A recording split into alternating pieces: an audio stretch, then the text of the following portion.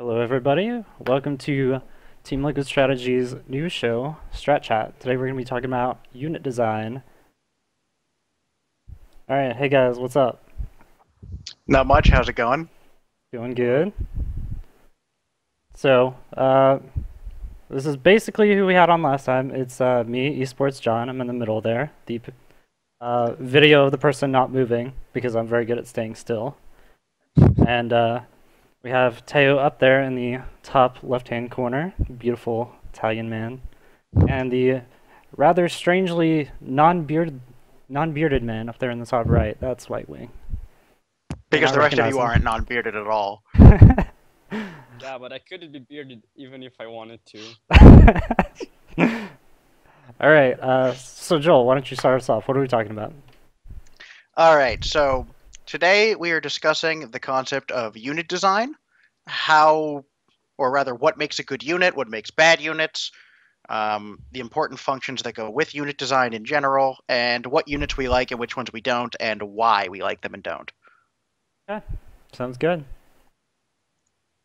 So to start off, in general, we need to probably start at the beginning and say what are the features of good unit design and what are the features of bad unit design. And to really get going with that discussion, we really have to just lay out what goes along with unit design. So you have, sorry, what? Go ahead. Go ahead. Oh, okay. So you've got, After you, sorry. so you've got what the unit does, like whether it has an attack or not, whether it has any special abilities of any kind to go with it. You've got its movement speed and its statistics for how hard it hits, how fast it hits, what its range is. You've got its how much resources it costs, how much time it costs to build, what the tech requirement is for producing the unit, whether any upgrades go with the unit in order to improve it later on or not. I Um, I honestly think we should take a moment and actually zoom out even more. Because like when we talk about what is a good unit, like we have to talk about what we're basing that off of, like what genre we're talking about or anything like that. Because like a good unit in Starcraft II is not like necessarily the same thing as like a good hero in like a MOBA or something like that. right, So right, but I wouldn't. I, I I think wouldn't. context matters in that point. Right, right. We do obviously I focus think on StarCraft there, but you can put that in a better way by saying it's really hard to have like a definition of what a good unit is in a vacuum, because in a vacuum, a unit might be really boring, but then it might be really cool in the game because of how it interacts with other units. As an example, the Marine, he's a dude with a gun. He's not that interesting. But with the way it interacts with mutas, banelings, lurkers, whatever, that makes it more interesting. I don't know, man. So You said space marines aren't that interesting. You might get heresy declared on no no you. no no no no The no no Imperium no. might be coming after you. I'm saying Matteo. Terran Marines, not Space Marines. Strictly Terran Marines, which are basically convicts in an armor I'm with a sensing gun. heresy here. Fair enough. Um, that aside, now you're right. Context of the game matters. A good unit in one game would be a terrible unit in another. A Marine is a great unit in StarCraft 2. Wouldn't work very well in Dota 2. Or Heroes of the Storm.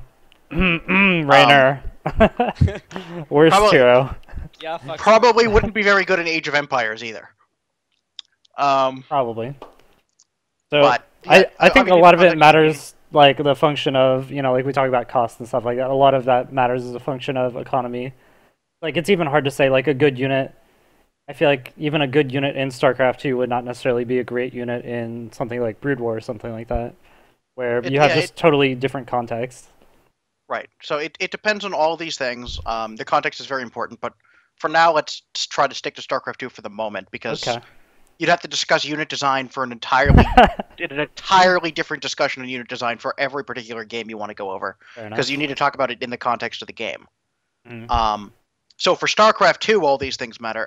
Also, the most important one at the end there, in addition to vision range, which I didn't mention yet, is also the how well the unit synergizes with other units or itself, and how well it scales in numbers are the other two main factors in unit design.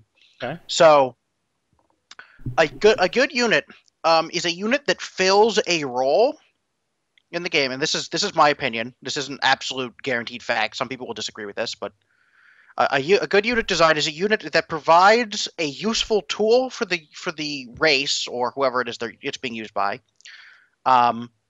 that was not previously filled, has limited overlap with other units, it has a useful intended function, but is not overly specific.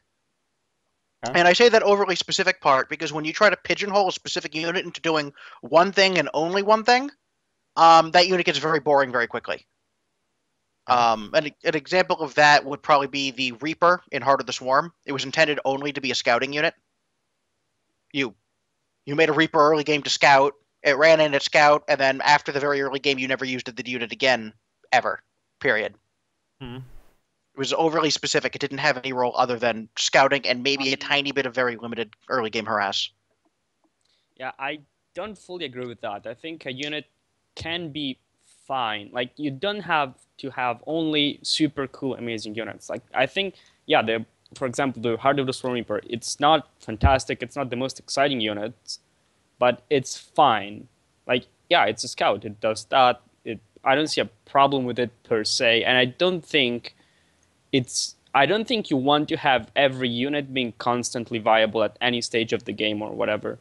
I think it's fine for a limited number of units to be really situational. That's what I'm trying to say. I didn't say non-situational. Every unit should be situational. You shouldn't always want every unit, period. But when you make it overly situational and specific are not the same thing. Situational means that sometimes you get it, sometimes you don't. Specific means it has one intended purpose and it can't do anything else. And I think it becomes bad unit design when you make a race with a bunch of like general all-around units and then just a couple of units that are just a little bit too specific in the sense that they can't do anything except the one thing they're intended to do. Like if you remember the original Oracle design was intended to be a non-worker killing harass unit that couldn't be used in the army at all and would serve no other purpose other than harass. Okay, fair enough. And that got scrapped very quickly because it was just awful. Right. I think it also depends on the remaining toolkit of a race. As you said, if you have a race that has mostly all-around units, like say Terran, they have 2 compositions with a bunch of all-around units, and then a couple of really situational support units that kind of sometimes do stuff, but not always, like say Reapers. That's not the greatest thing, but if you have a race with a certain core of units, and then they have a few more situational units where maybe one is a scout, one is anti-air, one is, I don't know, more for harassment or whatever, that can be a little more interesting. So it's also a function of a race's toolkit. Well, speaking of support situational units, the Ghost I think is a good example that we can bring up very quickly. I'm trying desperately to not make Brood War examples, by the way. They will come later. It's going to happen at least once in the show, for sure. We'll dodge that. Well, I know for a fact it will because I've seen questions relating it for us to answer. But so specifically, take the Ghost in Starcraft II. The Ghost is a support unit for Terran. You make it to support your Bio Ball because the Bio Ball is so strong that the only response to it is very specific counters, so the Ghost is intended as a response to those specific responses to the Bio Ball. It's like a counter. You don't add the Ghost if your opponent doesn't have high Templar or energy units. You don't usually. I mean, you can for the EMP just for a little bit of extra shield damage, but it's not usually necessary. Yeah, it's pretty good. I guess. I guess it depends on the meta and the situation or whatever. It can be good actually. Yeah, but the Ghost is mostly, with the exception of the way they ruined Snipe, was, in my opinion, mostly a pretty good unit design. It was, you didn't just, you could use it as an anti-caster unit. You could use it as a zoning unit because enemies would be so afraid of getting EMP'd that they'd have to back up. You could use it for cloak harassment. You could nuke people with it. Mm-hmm. I remember seeing people occasionally would ghost rush cloak into the mineral line and just start shooting workers. And before the snipe nerf, you could also use it like in Wings. You could use it in other situations. Like there were TVT builds where people would get a few ghosts and snipe Marines with them. Yeah, so cool. Honestly, if it had been up to me, Snipe would have been nerfed by being 45 minus 20 versus massive rather than 25 plus 25 psionic. But yeah, oh well. It's not up to me. So, but the Ghost was was a situational unit. You didn't need it because, frankly, getting more Marines and Marauders was typically better unless they had gone for a caster response to your bio. In which case, then you added the Ghost just to shut that down. Okay. And there's nothing wrong with that. The point is that the Ghost was not so specific that they could only be anti-caster. Right. I think, to me, when I think of a good unit, like a good unit design to me is you really want, for the most part, you want units that are very flexible, that not necessarily win against a variety of things, but like can do all right versus other things. So, for instance, something like a Marine. Marines, I think, are great design because like they have like an inherent weakness, which is a fairly low health pool, but they also are very versatile. They can do well against a lot of different things. And in the same way, the Ghost is like that, even though it has a very specific function. Yeah, but I don't think that's always true. Like, Phoenixes are actually pretty limited units, mostly, but they're actually kind of cool. Like, they work, I think. Phoenixes, I think, are less. But they're not versatile. Yeah, but they're not versatile at all. They are, though. They can harass mineral lines, plus they can also shut down flying harassment drops and things like that. They have multiple things. They're also good. They're good for scouting. They're very fast, so they defend multiple locations at the same time. They can be used in the engagement to lift up enemy important units. Like I used to use in the old 1-1-1 days when people like Puma were winning everything. I used to open Phoenix versus Terran because if they did a 1-on-1, I would just send the Zealots in and lift up all the tanks. Right. And the Phoenix would kill all the badges, things like that. Like they're not quite as specific as I think you think they are. But that is that. Let's focus more. Let's discuss where tech level comes into unit design. So, in unit design, imagine you've come up with a unit idea, but you haven't decided any of the specifics yet. So, for example, let's take the Mutalisk as an example. So, the Mutalisk is, in its most basic, is a mobile flying unit that shoots anything. Right. At reasonably close range. Okay. So, one has to decide what tech level is appropriate for that unit. Well, given the context of Zerg, it can't be too early or you could mass it, but you could limit that with cost, so that's not a problem. But making it early game would be problematic because in order to balance the unit against the fact that that Protoss and other Zerg players don't have good anti-air early game, and Marines, frankly, before Stim aren't that good at keeping up with the fast mobile unit, Mutalisk would have to have very low stats in order to balance that. They'd have to be almost worthless, except in very large numbers, because they wouldn't do any damage or they'd be very, very, very squishy or any number of other things. So, in that sense, the limiting factor of tech level allows you to make units stronger or weaker, relatively speaking, by how early in the game they can come out. You can control for how early something is available using tech level as a notion. For example, by requiring an armory to turn Hellions into Hellbats, delays them a little bit. Requiring a Spire to make Mutalisks, etc. So if you were to try to balance the unit without the notion of tech at all, let's say you made all units available from one building at the start of the game. So say you have a barracks, and the barracks can make any unit, period. Right? And required no additional tech whatsoever to make the units. In order to balance that game, every unit have to be very weak. Right. That makes sense, yeah. Because you would just have everything. Or very strong, because then they all kill each other, but... Yeah. Dota 2 rules versus League of Legends. Exactly, exactly. Ladies and gentlemen, we made it almost 15 minutes without a League of Legends reference from Chris. Okay. I still haven't made my Brood War reference. I'm winning. Shh. Yeah. I'm timing you. Well, okay. So Lily Matrix, Eretrium. One thing to consider, though, one thing is controlling the timing at which a unit comes out can work, but it's also risky because you might envision, like, players may find a way to get that unit faster than you expect, which can lead to balance issues, specifically in faster Broodlord coming to mind. I don't think Blizzard ever imagined Broodlords being a thing at 15 minutes. And that turned out to very much be a thing. So you have to be careful by saying, like, the timing, you can put limits to the time when a unit comes out, but you have to be very careful with that, and you can't rely on it for balance.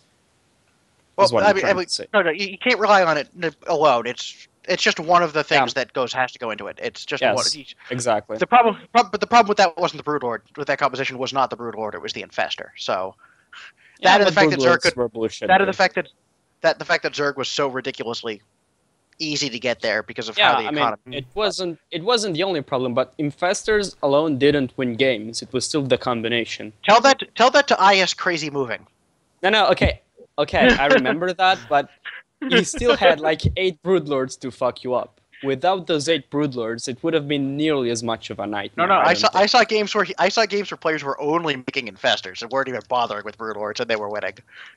Yeah, like the Link Infestor made me want to throw up every single time. Yeah, but like 40 Infestors. Yeah, but I mean that's not really that important for the moment. So after the notion of tech, just establishing basic concepts. After the notion of tech level as a limiting factor for unit design and how you have to control for it in order to make the unit do what you want it to do and not be useless or overpowered, we have cost. So, ignoring specifics of numbers for the moment, one can get a general idea for how the unit should be used and how it should scale and how it should synergize with other units just by looking at the ratios of the cost and what its purpose should be. So if we look at the Zealot, you don't need to know that it costs 100 minerals as long as you know that it only costs minerals to get an idea of that you use it as a mineral dump because it only costs minerals. Right. If you look at the High Templar, you don't need to know that it's 50 minerals, 150 gas to know that it's very gas expensive and very mineral cheap, which would imply that it scales and synergizes very well with units that are high mineral, low gas. So like Adepts or Zealots or so on and so forth. So you can take a look at cost ratios and figure that out. You can also look at units like the Colossus, for example, is 300 minerals, 200 gas. That's just plain expensive, period. And that tells you something you very much need to know. You can also look at the time spending to produce the unit. The Colossus takes a long time to build. The Carrier takes a very long time to build. The Zealot is very fast to build. Right. So without knowing specifics of numbers, because the specifics can be tweaked or changed however you need them to be, just looking at the ratios and sort of which resources are more important for the production of the unit can tell you a lot about how the unit is intended to function and so on and so forth. So in that sense, cost can limit what compositions you can make the unit with before the super ultra late game. It can also limit how you get a unit. And by that, I mean, the more expensive a unit is, the more you can delay when it comes out, exactly like tech. Almost more reliably than tech, I would say.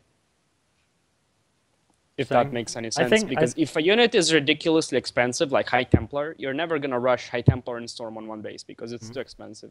It can be the most bullshit imbalanced ability ever, but it's not realistic to get that on one base. I don't necessarily agree with that statement. Well, okay, yeah, maybe. Of course it's situational, but I guess what I'm saying is you can use cost like tech level to kind of influence when a unit comes out.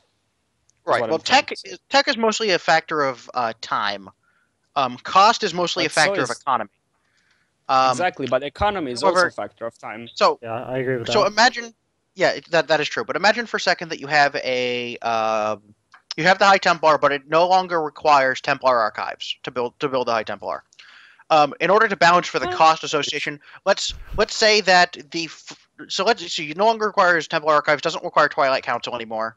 But Storm, in order to compensate for the extra cost, you'd roll the cost of the Twilight Council and the Templar Archives into the cost of Storm, so that the cost is the same to get High Templar out. So Storm is obscenely expensive in this scenario, but all you need is a Cybernetics core, and Storm is researched on the Cybernetics core. So let's imagine that scenario, right? Do you necessarily think people wouldn't make High Templar on one base? Yeah. Probably not. Hey, I don't think anybody would make it. I'd be making Archons, just saying. It's still like 800. Yeah, Archons, yeah, but Archons are separate. Archons are easier to get to than Storm anyway. Like, Storm would still be, and they are not related to cost as much because you need to research Storm as well. But like you would in still that have to invest the same hundreds of gas into having X amount of storms, which is less realistic the worse your economy is. I would honestly say though that if that were the case, I would be rushing second bases immediately, and following that up with just a few sentries while rushing Storm. Like that would be my. In that case, that would be my time because even though the cost is the same, I would have them out a hell of a lot sooner, and I could make the High Templar sooner and let them build energy for quite a long time. So just getting one or two out, that I'd have a lot of storms available. I think, to be honest, like I honestly think it would be a smoother transition through like an Archon timing, like you were talking about. But that's totally beside the point. I'm just, I'm just spitballing and saying that cost is not inherently more reliable. It oftentimes can be. I'm not saying it's more reliable. I'm saying it's another factor you can change. Yes, that is absolutely true. But remember, when balancing these unit designs, cost can be tweaked very easily, just like tech level can. But the cost is not as limiting a factor on the design of the unit as the tech level is. Cost just tells you something about the unit intensely. Right. Like, you don't balance a unit for the cost, you balance the cost for the unit. But you do have to balance a unit for the tech level that it's available in. Okay. Can you say that again? Hold on. So you don't balance the unit around the cost of the unit. You balance the cost for how good the unit is. But you do have to balance the unit around the tech level it's available in, within a very small degree. If you try, there's no way to make a Mutalisk as a unit design work in the early game. There's no way to make that unit design work. Right. Okay. I think another interesting thing about ratios and stuff like that is you can also tell what units kind of work together. So, like for instance, if like Zealot Archon is the first thing that comes to my mind, is because you have like really heavy mineral dump on the Zealots, and then you have a gas dump in the Archons, right? And so those two synergize well, not necessarily because they're like the greatest units that go together, but because their cost evens out to make them work very well together. They do go well together. They do, but that's... well, they did before Widow Mines. That's the point. I mean, but it's also a function of the cost, right? Yeah, so I was thinking of PvP. Like you would like mass Zealots plus like Colossus is a lot more difficult to achieve because you have like, all of that extra minerals that you have to spend into Colossus rather than in the Zealots. No, I think Zealot Colossus works pretty well too. It's just that you have a few less Zealots. It's not inherently more difficult to make it work. The thing with the Colossus is that the ratio doesn't really matter on a unit that's just that expensive. It doesn't necessarily tell you anything in that sense. It just tells you that it's a unit that you're not going to have a lot of. And the other thing that tells you about very expensive units is that you need to protect them, which means that they're typically not going to be on their own. Very expensive units represent a significant investment, and they have to be protected carefully. Unless that very expensive unit is a unit that just has a gigantic area of effect aura that kills all other units that come near it, including your own, it's not going to be on its own. That doesn't sound like any of the new units. Well, yeah, we'll get into that. But so other factors are range of the unit, which we mentioned before. The range of the unit can tell you quite a bit about how the unit must be used. Roaches are very, very short range, which tells you which is the biggest limiting factor in mass roach builds, is how short range they are. Imagine what would happen if a roach was range 5. Suddenly, the 200 max roach builds would be ridiculously strong because of how cheap the unit is. You could very easily do that, and they'd all be able to attack. Okay. Whereas with the 3 range, they often get in each other's way and can't fight, so they become significantly less efficient. You're saying that maybe like a range 7 queen would be pretty good? Yeah. Yes, a range 7 queen would be pretty good. It's pretty good at range 5 as it is. I don't think anyone's questioning. I'm trying to prod Teo here. He's not rising to the bait yet. We're doing good on that round. The speed of the unit tells you a lot about how it should be used. In general, fast units, or mobile units, I should say, are better for not just inherently for harassing, although that is something they tend to be good at. Excuse me. But also for strategies in which you're spread out over the map, because they can get to place much quicker and can respond and can control, as we discussed last time, map control. Fast units can control more space on the map at a time because they can respond to a specific location quicker. So we discussed Phoenix a little bit while ago. One of the nice things about Phoenix was that you could take a base somewhere in the corner, somewhere a little bit further away, and then possibly defend it with Phoenix. Or if your opponent was forced to take another base somewhere distant, because you cannon rush the natural, for example, Phoenix were a good harassment tool because his ground army couldn't keep up with your Phoenix going from base to base. So Zerglings, for example, are very good if you're doing a style where you're trying to control a lot of the map, but they're pretty bad if you're trying to control a specific area. Right. I think it's important to note that like the mobility of a unit kind of tends to correspond with like the power of the unit. In terms of Not necessarily. Okay, well, like what? Like High Templar are ridiculously good, and their rolls are really mobile. So are Colossi. High Templar are mobile? No, he was suggesting that it's Oh in no, inverse okay, you correlation. mean okay. The actual unit. Yeah, I guess. He was Oh, yeah, suggesting okay. an inverse correlation, that the stronger the unit is, the slower it needs to be, the less mobile it needs to be to compensate. There is some truth to that with good unit design. There has to be a range. Like Marines are really good, but they can also be really quick. But they do a lot of damage and whatnot. So there is a range there. Like broadly, yeah, it works, but there is also outlier cases where it's not necessarily true, and it doesn't have to always be true. That is also not incorrect, but inherently he is generally correct with good unit design. A unit that is more mobile has to be inherently weaker than a unit that is less mobile, as a general rule. Not always specifically the case, but for example, air units are the most mobile units in the game.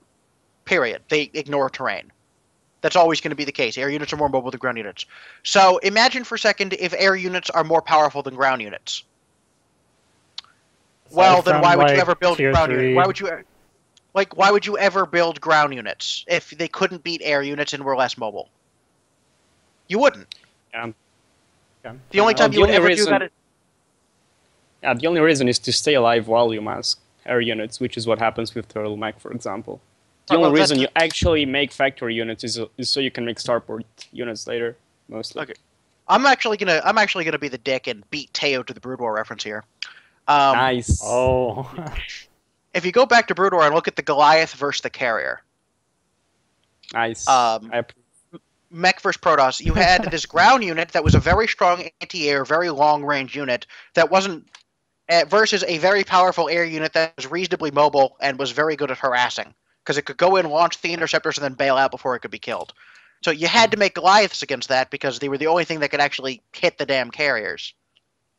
Right, that's good. Well, you responded with the ground unit, even though it was less mobile, because the ground unit was just plain strong enough to do the job. In StarCraft II, however, there aren't, as of yet, any super strong ground units that can do the job versus the air units, which is why air units were so predominant in Heart of the Swarm, why air strategy were so predominant for a very long time.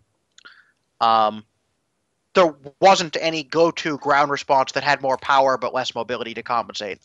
And to me, that was a problem to me. But yeah, I think the perfect example is the Mutalisk against Phoenix instead of Blinkstalker Templar. Like you just that worked in Wings until they buffed the regen of the Mutalisk beyond the point of reason.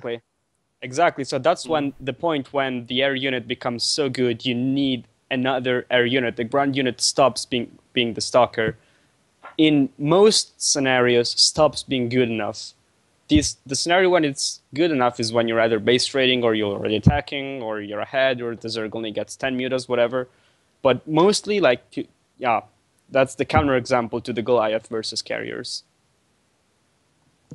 So in terms of good unit design, I think Chris hit the nail on the head when he said that there should be an inverse correlation between mobility and strength. Faster units need to be weaker because if they're stronger, there's no reason to ever make slower units. Yeah, I guess. I mean, that's just a problem with slower units. The siege tank, I think, is a great example of a unit that needs to stay immobile, which is why I hate the Medivac change. But yes, we can get into that later. We can get into that later when we get to it. But in general, the siege tank, for example, is a unit that is intended to be immobile by its very nature, but be extremely strong when it's rooted in place. If So that works as a unit design as an idea of the inverse. It's very immobile, but very, very strong. Cool. That's how it should work. Mhm. Imagine the Colossus is an example, typically cited example of a bad unit design because it's as strong as siege tank style units. It's got really good range, really high damage, and it's fairly mobile. It can walk up and down cliffs. It's not slow, or not horrendously slow at any rate. So I have a question about synergy. So you bring up the Tinkovac type thing. Does synergy play a role into that? In terms of like, what do you think about units that act on other units to make them more or less mobile?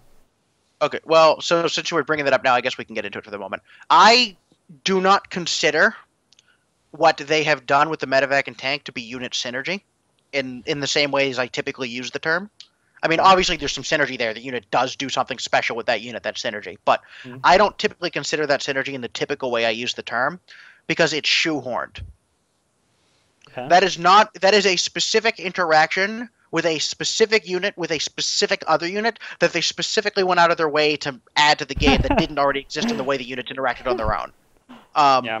They went out of their way to add an unexpected, unknown way of interacting that frankly, if you just looked at it, doesn't make much sense. But I mean, like and also, go ahead.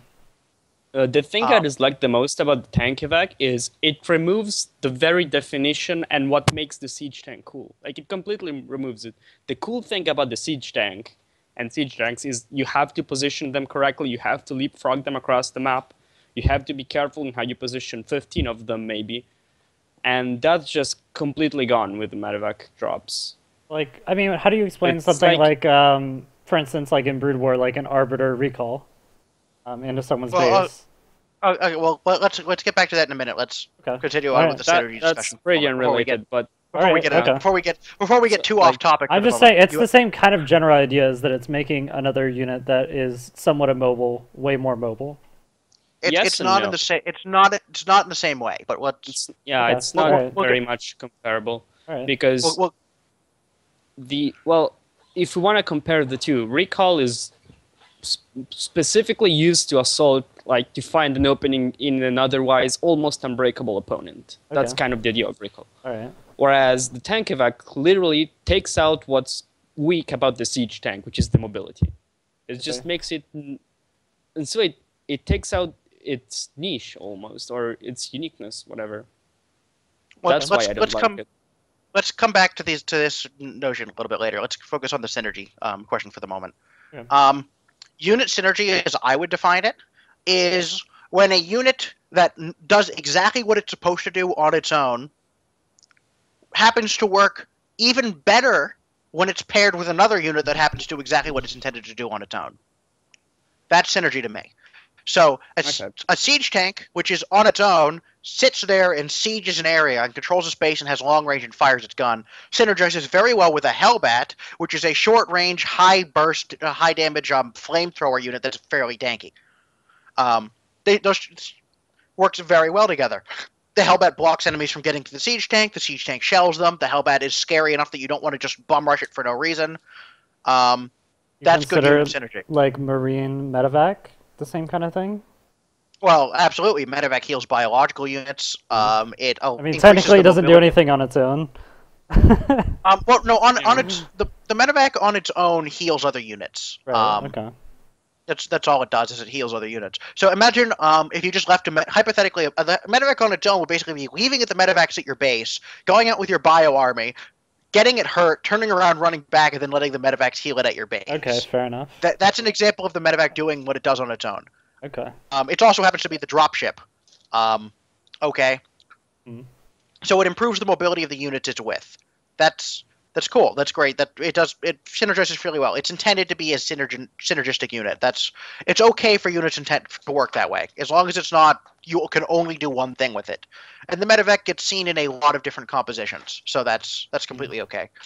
But if you take, for example, the Zerg Roach, okay, on its own, a Roach does Roach things.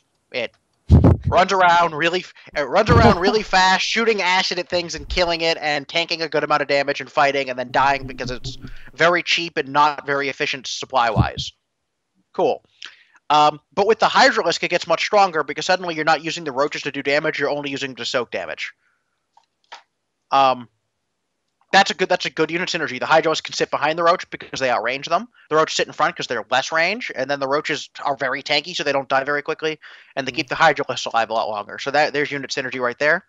And there's no differing interaction of the units. The units don't suddenly change how they interact in special ways simply because they're paired with another unit.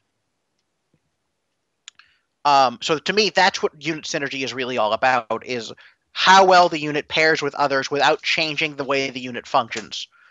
Okay. The Siege Tank Medivac before changes how it's function when paired with the Medivac by allowing you to pick it up in siege mode and then drop it off unsieged, etc., etc.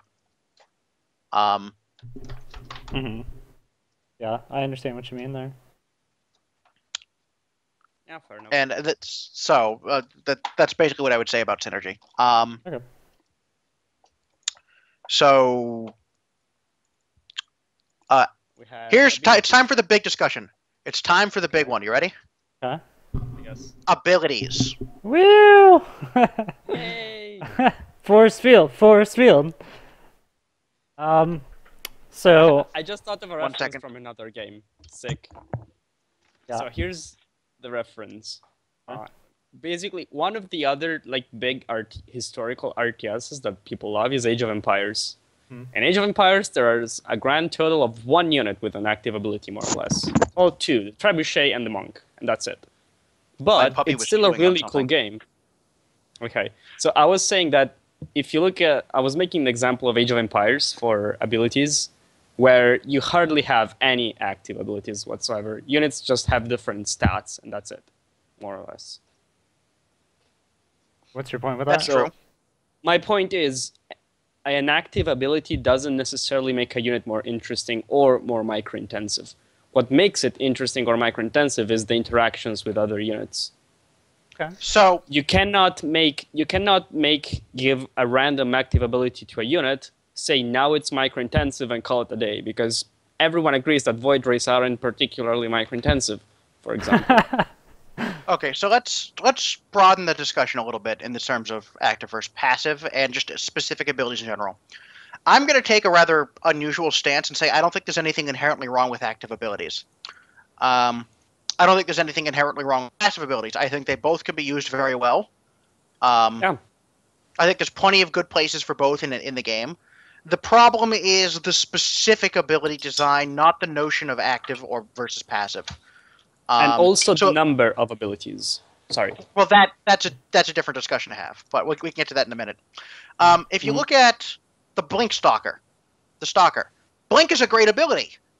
Blink is a fantastic ability. I love Blink. If you take Blink away from me, I'll never play Protoss again. Not even for the Immortal? Come on.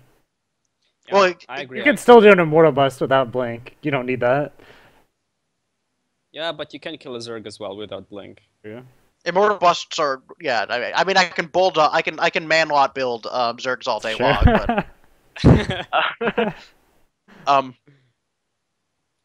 but it's the inherent notion of active versus passive is not inherently problematic.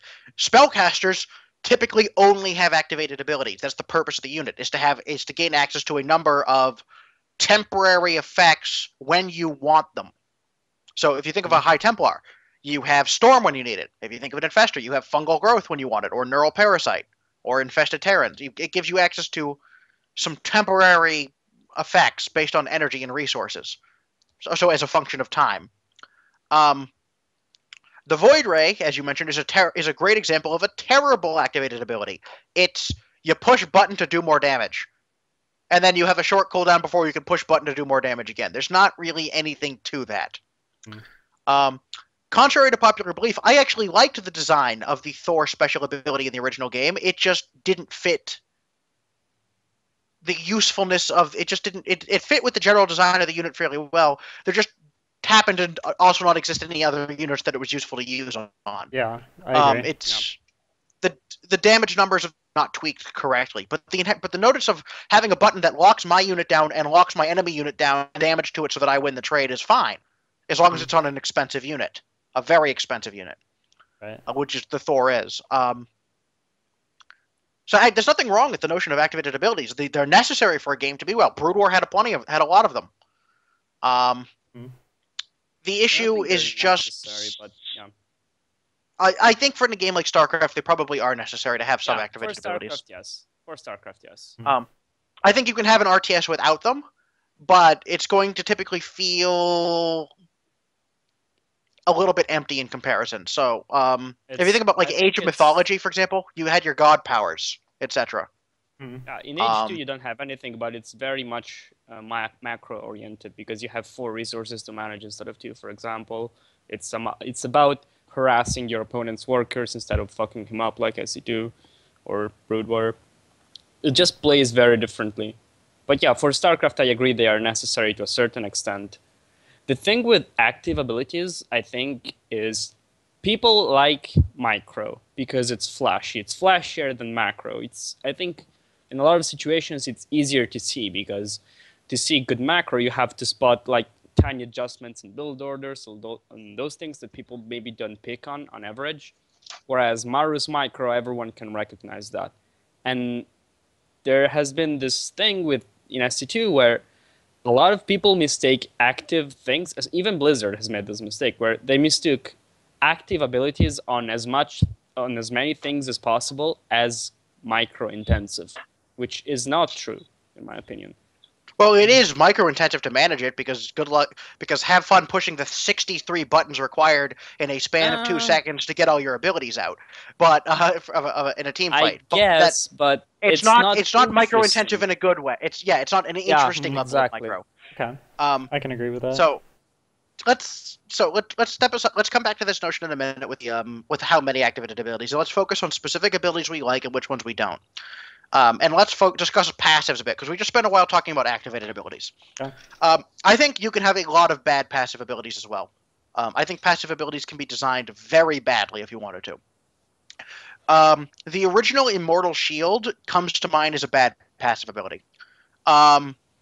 There's really the only micro involved in using that ability whatsoever was putting your Immortal in front of other units.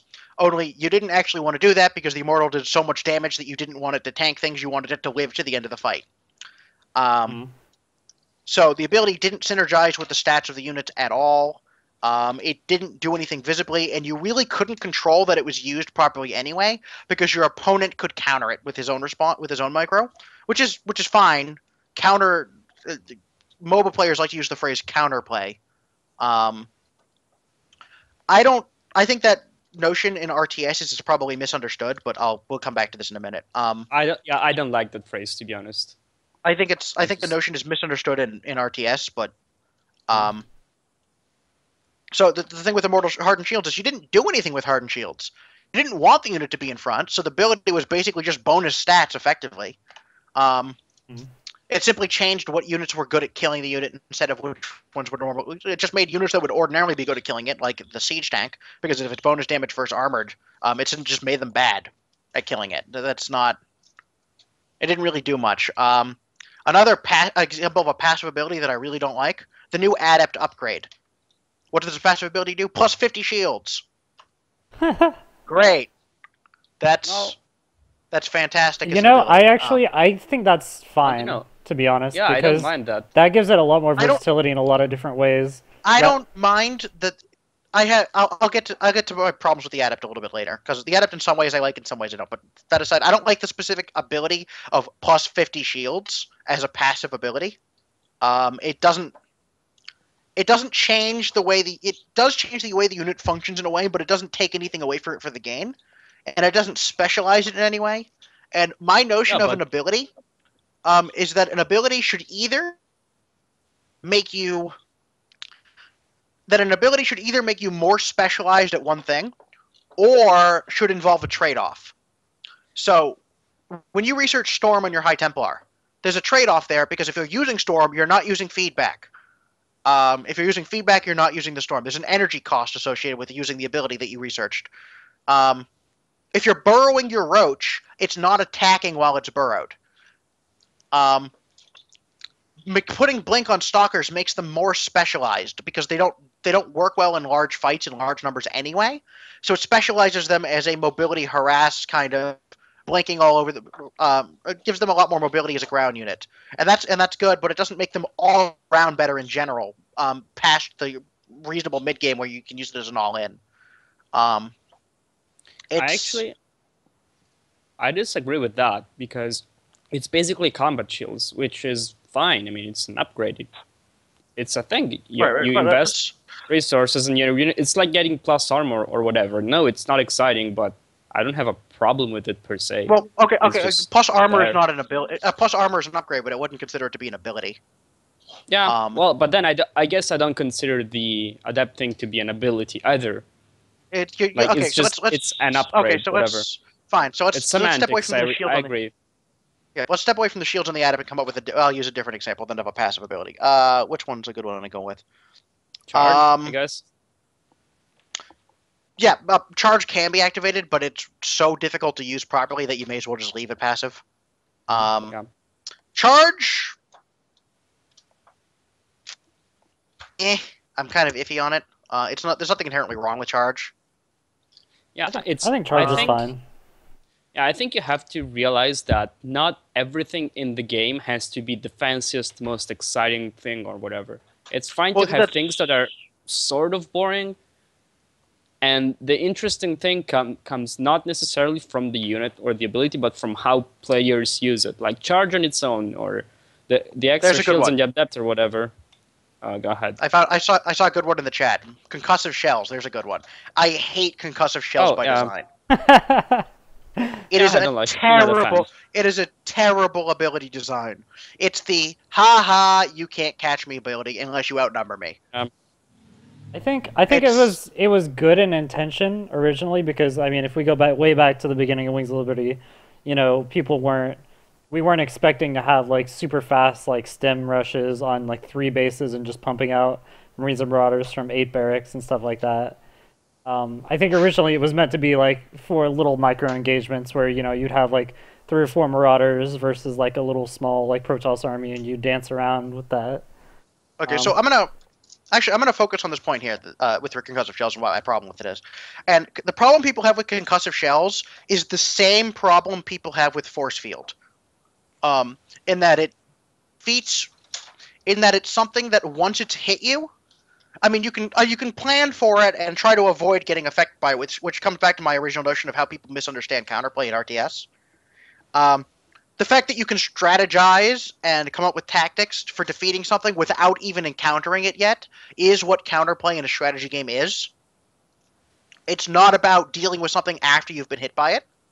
That's damage control. That's not countering, that's damage control. But with concussive shells and force field, they're both something that once it's down, there's nothing you can do about it. It's there. You've been hit by it. Done. You've been hit by concussive shells, well, you're not escaping, so you may as well turn around and attack and hope you can kill them. You're not, or, you know, if they're kiting you, you're not going to catch them, you may as well just throw the unit out the window, you're not going to get away. It's force field is the same way. If you get trapped by force fields, there's nothing you can do, you're dead. The only thing you could have done was avoid it, or hope you have a Medivac nearby to lift your units up or something. The difference between force field and concussive shells for me is that concussive shells is a passive that costs basically nothing to use. It's 50-50. It's a very cheap upgrade to get. It takes almost no time at all. It's a very fast upgrade. And once it's on the Marauder, it doesn't change the Marauder in any significant way other than to make it better at its job in a frustrating way. Whereas force field at least costs energy, is on a very expensive, very fragile unit that is almost irreplaceable because of how outrageously expensive it is at the timing at the time you need them. Okay. So there's a good deal. Force fields are also a good deal harder to use. While you're watching pro games, you're seeing all the pro players hit like amazing force fields and everything. I defy anyone to go play Protoss, go into a game, and try to hit perfect force fields without a ton of practice. In like every engagement in a game, it doesn't happen. It's not necessarily the perfect force fields. It's the perfect force fields in like a quarter of a second. That's the magic. Yeah, and in a variety of different situations. It's actually a lot harder to do than it looks. And I say that as a random player, because I've lost track of the amount of times my opponent Protoss player has tried to hit me with force fields, and I've just laughed at him as I go around them because he hit them wrong. Or he did it a little bit too slow, so my army got in anyway, or it's so on and so forth. But it's... Force fields at least at least require a trade-off of energy cost. If you're turning force fields, you're not using it for hallucinations for scouting or for soaking up damage, or for guardian shield. So there's at least a trade-off there, and the unit is very expensive, and you don't get a lot of them. There's not much to that with concussive shells, so I just don't like concussive shells at all. You think there's any way that concussive shells could be revived in any way that would make sense game design-wise? That could Is there make it any- more interesting. Yeah, is there any way that like you can think of that it would make it good? I can't think if of the- anything right now, but If you made the Marauder a lot more expensive and did less damage, then you could even buff concussive shells in some significant way to make it more interesting. But that would have the effect of making the unit overly specific, which I complained about earlier. Mm-hmm. So my answer is I don't think there's a good way to make concussive shells work in a way that makes it a good unit, a good ability design. I generally think in order to make concussive shells work in a way that's good, you would have to make sacrifices that would ruin the unit that it's on. Yeah. yeah, I guess I can see that. And of course, you can't make it active. I don't think that's just like a band-aid. It's what I was saying before, where you make something active and you call it micro-intensive when really it isn't. It would just be like with Void Race. You click an active ability on the Marauders and you're like, hey, now there's little things. But really, People. yeah. So let me discuss that counterplay thing I mentioned earlier, because I want to talk about that briefly before we discuss the rest of this. People in MOBAs, counterplay refers to the notion of being able to respond to the toolkit your opponent's champion has. It means your opponent is going to do something, you have a way to counter that so it doesn't kill you or it doesn't always succeed or whatever. In RTS, that notion is entirely different, because the notion of counterplay, as it's doesn't apply to specific units, it applies to strategies. Because you don't only have the 1 unit to control, you don't only have the 5 units to control, if you count the entire opposing team. You have hundreds over the course of a game, and they're all doing different things, or doing it in different ways at different times. You don't need to be able to respond to a specific thing a unit can do, as long as you can respond to the strategy involved. Trying to respond after you've been hit by something is just controlling the damage after you've already screwed up strategically. If your opponent's successfully hitting you with what his strategy intended to hit you, you've already screwed up by letting him succeed. Now you're just trying to control how bad it hurts. And in that sense, there's nothing inherently wrong with abilities that don't have obvious counterplay, as long as there's a strategic decision that can defeat it. And in RTS, a lot of that comes down to positioning, spreading your units for a concave, or zoning your enemy out with space control, etc., rather than letting him get in your face, doing what he's going to do, and then you just, getting out of it. So that's the response to force fields. Is know he's going to try to use force fields, figure out where on the map the force fields are going to work and where they're not, and make sure you engage him in a place where the force fields aren't going to work. And if you can't force him to engage you there, you simply delay until you have tech that can defeat the force fields. I agree. And one more thing to say that's really important is this doesn't seem to be considered by Blizzard. When they do their community updates, they always discuss units in a vacuum. Like they will say, the counterplay to the Viper anti-air skill is to move out the 1 unit or to focus down your 1 unit that got hit by the parasitic bomb or whatever, which is just looking at things in a very narrow way without looking at the big picture. So yeah, it's really important to discuss, and I don't think it's done enough. I don't want to say force fields are fine, because I don't think the Sentry as a whole is fine or healthy in its current state. Right. I think I think the individual spell is fine, force field. I don't think the unit it's on is currently fine. I would much prefer to have the Immortal move down to the gateway, have its damage and stats lowered and its supply cost lowered and its overall unit cost be lowered, and have the Sentry move to the robotics facility to replace the Immortal, make it a little more expensive and a little bit stronger, and then modify the spells a little bit. Okay, if I can say something, I think the very core problem that people bitch about with force fields has nothing to do with Protoss, because there is a reason if we only make 3 or 4 sentries max against Terran or Protoss, and fucking 10 plus of them against Zerg. And like the only situation The only situation when force fields really are stupid because you either hit them perfectly or you insta-die, period, is against Zerg because of how their production works, I think. And it's how the two races interact with each other, it's not a problem of the Sentry in a vacuum, because in other situations, like in PvT, for example, force fields aren't that big of a deal. The only situation, like PvZs, where they're extreme because of Zerg production, it's another of those examples where you have to look at the big picture instead of things in a vacuum. And also, I hate Zerg, of course. So because in an actual game there is no vacuum. You're not ever just have a single unit against a single other unit. How does this interact? You can if you wind up in that situation does occasionally occur if someone's just massing one unit, in which is one unit. But you can, instead of engaging, you can always just delay and get another unit out to respond or something. But it's, I think so David Kim actually had I don't remember if it was specifically David, but there was an update recently where they discussed Protoss gateway units and how strong they are or how weak they are.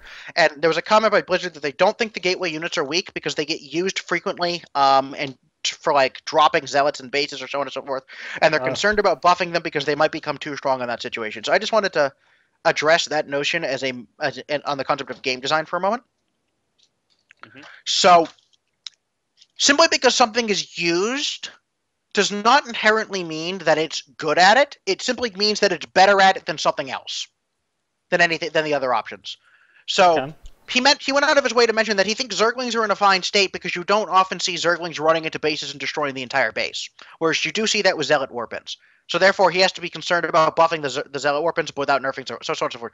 Well, the reason for that is because we used to see Zerglings rushing into bases and blowing up the entire base until Protoss got so obscenely careful at making sure Zergling run-bys never got in that you spend your first 20 minutes making sure your wall off is absolutely flawless and constantly making sure you have units in position to block it off, because Zerglings will end you if they get into your base. They just don't, because players are very careful about it now. Zealot Warpins are used because we don't have anything better to warp in. Not because Zealots are good at killing worker lines. You can easily run away from Zealots with your workers. Oftentimes, if players react well, like on the level of Baneling drops on worker lines, the Zealots get 1 or 2 kills and then they all die. Yeah. And it's more cost for the harass than the damage was dealt.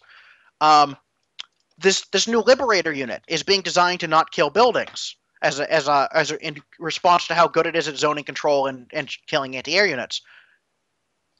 So that means you don't want to use it so you don't kill buildings with it. But I mean, you can still kill buildings with other things. So that doesn't mean the Liberator is weak just because it's not used to kill buildings. Alternatively, it doesn't mean other units are good at killing buildings just because you don't use the Liberator for it. It just means the Liberator is bad at it. Zealots are used for warping because there isn't a better unit to harass. If I want to kill buildings, I can drop Immortals, but they can't kill anything but buildings, really, in the enemy base, and they're so expensive that it's too much of a risk, really. Past like the very early mid game when they first come out for drops, and my main strategy for when I played Protoss was Immortal dropping every game because I loved Immortal drops. They're just very risky, and you have to be extremely careful with them in order to pull it off. It's much more reliable to wait a little later and use Zealot Warpins and warp in 8 of them. We could also use Dark Templar, but Dark Templar is so expensive. Terran doesn't drop siege tanks to harass because they have bio units.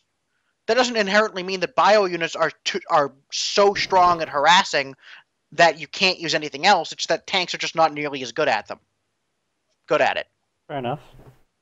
And so it's this inherent notion of, Zealots must be strong because they're used to harass, and the harass seems okay, so we can't buff them because of that. Does not mean Zealots are strong. It simply means Zealots are used because there's nothing better to use.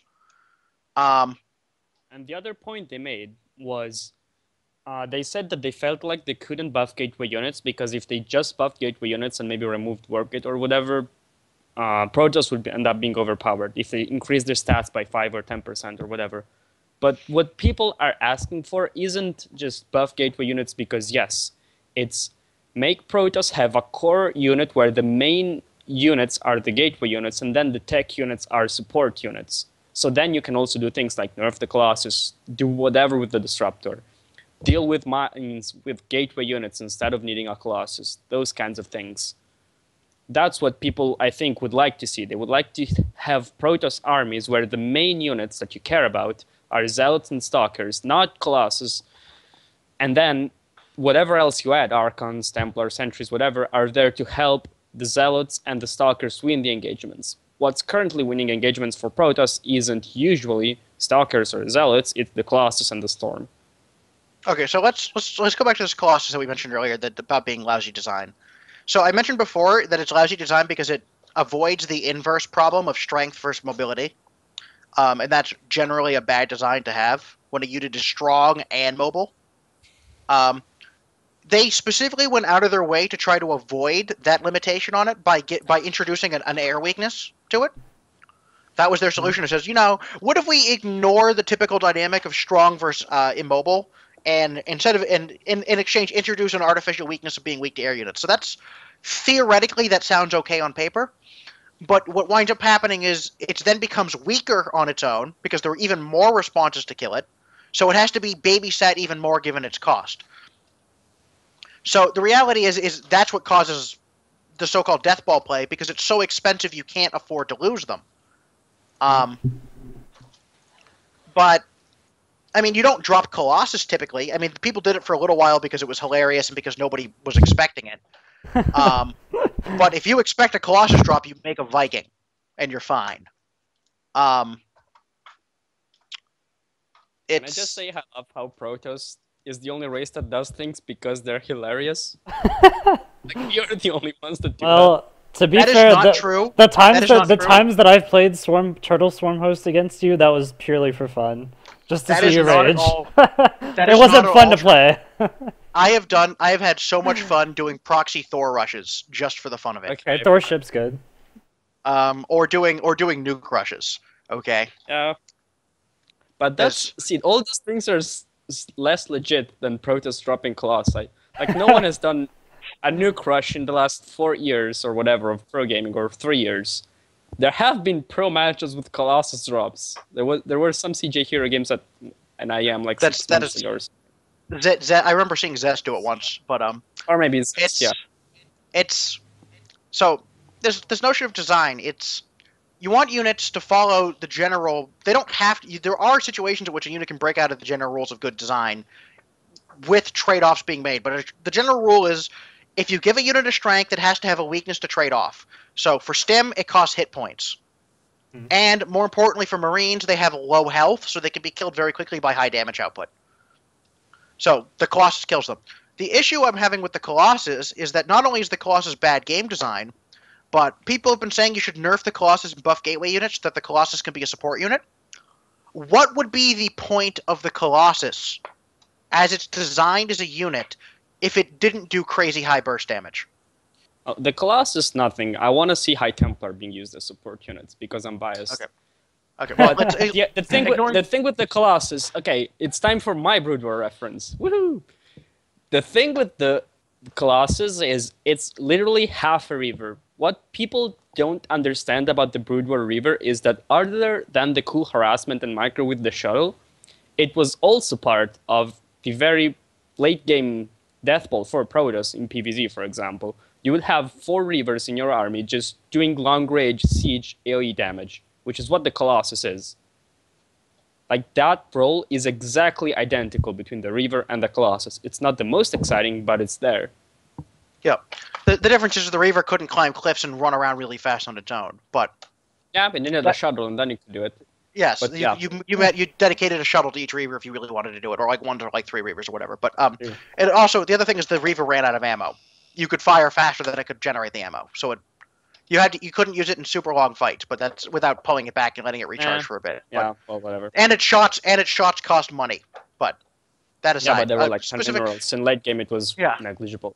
Specific differences are irrelevant. The general problem with the Colossus, I find, is that if you want to go the route of everyone's suggesting of buffing gateway units and nerfing the Colossus, why would you bother building a Colossus? The whole point of the Colossus is that with its AoE attack, which can hit like 3 to 4 units, it does a lot of damage compared to the gateway unit, so that's why you build it. But if it doesn't do that much damage compared to gateway units, why bother? Yeah, that's why the Colossus is bad game design, for example. I think that's a great example. There's like, no way to nerf the unit there's no way to nerf the unit in any way that makes it a useful unit to ever build. Period. Right Yeah, now, with I the agree. 20% damage nerf and Legacy of the Void, they're pointless. You should never make them. They do nothing. They don't Yeah, do I enough agree. damage to justify the cost of the mobility drop. So there's just no reason to ever build one. It's a terrible unit. And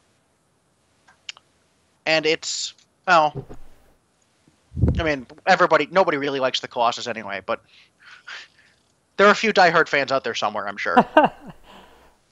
Anyway, so I think why don't we? Yeah, I agree. It's a bad game design, but if you can't make that same argument with Storm, if you would add Storm to a Protoss army with better gateway units. Well, yes, I like Storm. Okay, I do like Storm. I love my High Templar. Simply, High Templar flanks are the greatest thing on Earth. High Templar drops are amazing. High Templar are great. Everybody loves High Templar. Give me Kadar and Amulet back. But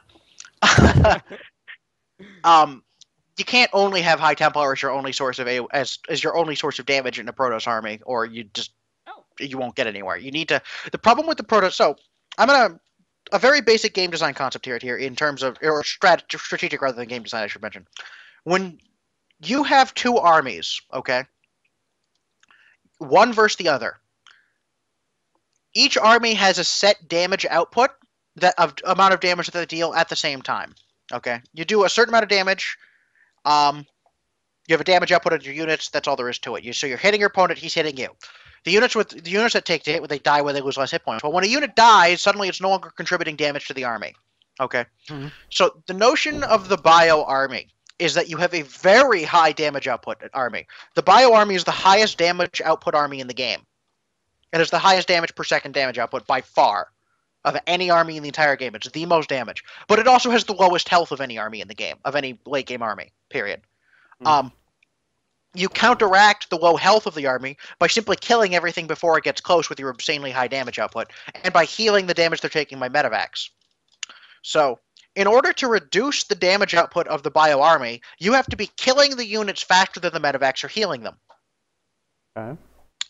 So you need a very high damage output force to do that. Medivacs have very high single target healing, but they have no form of area of effect healing. So the notion of using area of effect damage works because you can hit units that the Medivacs can't heal at the same time. You could also do it just fine with very high single target damage that outdamages the Medivac damage healing output. You could kill units. The problem is Protoss units are the exact opposite of Terran units in design, or the bio units. Protoss units have very high hit points, very low damage output. Compare a Zealot to a Marine. The Zealot, I think, has what, almost 3 times the hit points of the Marine, if you count shields. Something like that. Something like that. Yeah. But its damage is only a little bit higher, and it costs twice the supply and twice the minerals. And it doesn't have range, which means that they'll often melt before they even get close to the bio army, and do no damage whatsoever. So in that sense, that's fine. So the important thing here is that you're doing damage over time. And as long as you're doing damage, as long as you're killing units, the damage of your opponent's army is decreasing. So that's the important thing. So this is important because I wanted to come back to my least favorite unit design in the history of StarCraft II, which was the original Void Ray. Really? My least favorite unit design. You hate it more than the current one? Yes. How the fuck? Okay. let's hear it. I think they're equally awful, but yeah. But okay, fair enough. Consider the original design of the Void Ray, which charged up his beam over time the more it focused on a single unit. Okay, that means a Void Ray went into a fight with very low damage, and as the fight went on, its damage increased, correct? Right.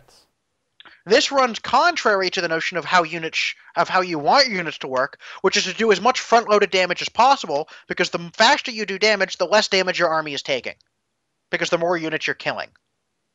Huh? This meant that the Void Ray didn't fit with army design at all. You're saying it didn't fit with the Protoss army design in particular? No, just army design in general, which is the concept of army versus army combat. It didn't fit. Okay. Unless you managed to force the engagement somehow after you charged up on rocks, and could then somehow force your opponent to fight you, as of 10 seconds after you finish the rocks, your Void Rays would not be charged at the start of the fight. Now, it was intended as a capital ship destroyer originally, but it didn't really fill that role very well. And the reason for that is that first of all, you never saw capital ships anyway, because they couldn't really be built the way the game worked. By the time they eventually, Well, yes, but the problem was in PvZ, infestors could just kill the Void Raids anyway, so they didn't really do that job very well either. It worked Um, before the infestor buff. Yeah. You didn't see battle cruisers because, frankly, you couldn't really get them out, and even if you did, stalkers could just kill them anyway. There is one game I can think of. Yeah. Oh, There's the one game. Yeah. But let's be honest, the Void Rays were a non-factor there. Yeah. So the design, it didn't really serve any useful purpose, and also the other problem is it assumed a vacuum that the opponent wouldn't have something just killing the Void Rays while you're trying to kill the capital ships and all sorts of other problems. It didn't fit, and they realized that the mechanic didn't fit well at all, so they tried to change it, but they couldn't come up with a way to change it that wasn't just a button click, you're fully charged for a short time, that really served any useful purpose whatsoever. So that's why we're stuck with the Void Ray we've got now. Anyway, so why don't we before we get into the legacy of the Void units and go over each one as they are, and the major changes, because we're about to do a unit marathon here. Yeah. Why don't we take a moment to discuss? Each of us will pick one unit that currently exists that is our favorite and why we like it so much, and then we'll pick one that is our least favorite that currently exists in Heart of the Swarm and why we hate it. Okay. So why don't you go first, Chris? All right. Okay. So good units. So I'm really weird, and I think the Heart of the Storm Viper is actually one of the best unit designs that they've made in StarCraft II. I love the Viper because the Viper is a specialized spellcaster that has two abilities that have to be used in conjunction with other units. Right? So you don't get anything out of making more Vipers. 3 or 4 is really all the maximum that you need. And they also have a way to go recharge their mana and stuff. That's pretty cool. Abduct is a little wonky because it pulls massive units, and I really don't think it should. But, but I clearly the Viper just doesn't give a fuck about physics. Yeah, apparently. But like I like the unit itself. I think the design behind it is everything that's good. It reminds me a lot of the Defiler from Brood War. I feel like the yank wouldn't have much purpose if it didn't yank massive units. That's true. Would be good against mech. You'd pull siege tanks or immortals, and that'd be it. Yeah. Those are the only thing. Those are the only units in the game that are high target, high cost that aren't massive, really. Yeah. That's true. But that would be fine if mech was about tanks. So. I just love that tone. And then if I were to choose like a bad unit. Trying to think, like, what is the unit that I hate absolutely the most? To be honest, I fucking hate the Raven. I think the Raven is totally, like, it's the dumbest, like, auto turrets are just the dumbest thing ever. They're completely unintuitive, and they last for fucking ever. Well, they're being changed. Yeah. That's good. Yeah, I still think they probably don't have much of a place, to be honest. I think PDDs are just... There's just no way you can balance that ability correctly, I don't think. I disagree. I think there's a very reliable way you can balance that. How's that? Well, if you think about what a PDD is all it does is it's a way of reducing damage to incoming force from projectiles for a limited time. Mm-hmm. So just if the PDD just simply doesn't have a long lifespan or can't recharge energy, it's problem solved. I guess you balance the energy cost of each projectile it blocks, and then it becomes stronger or weaker depending on what projectile units you're blocking with it.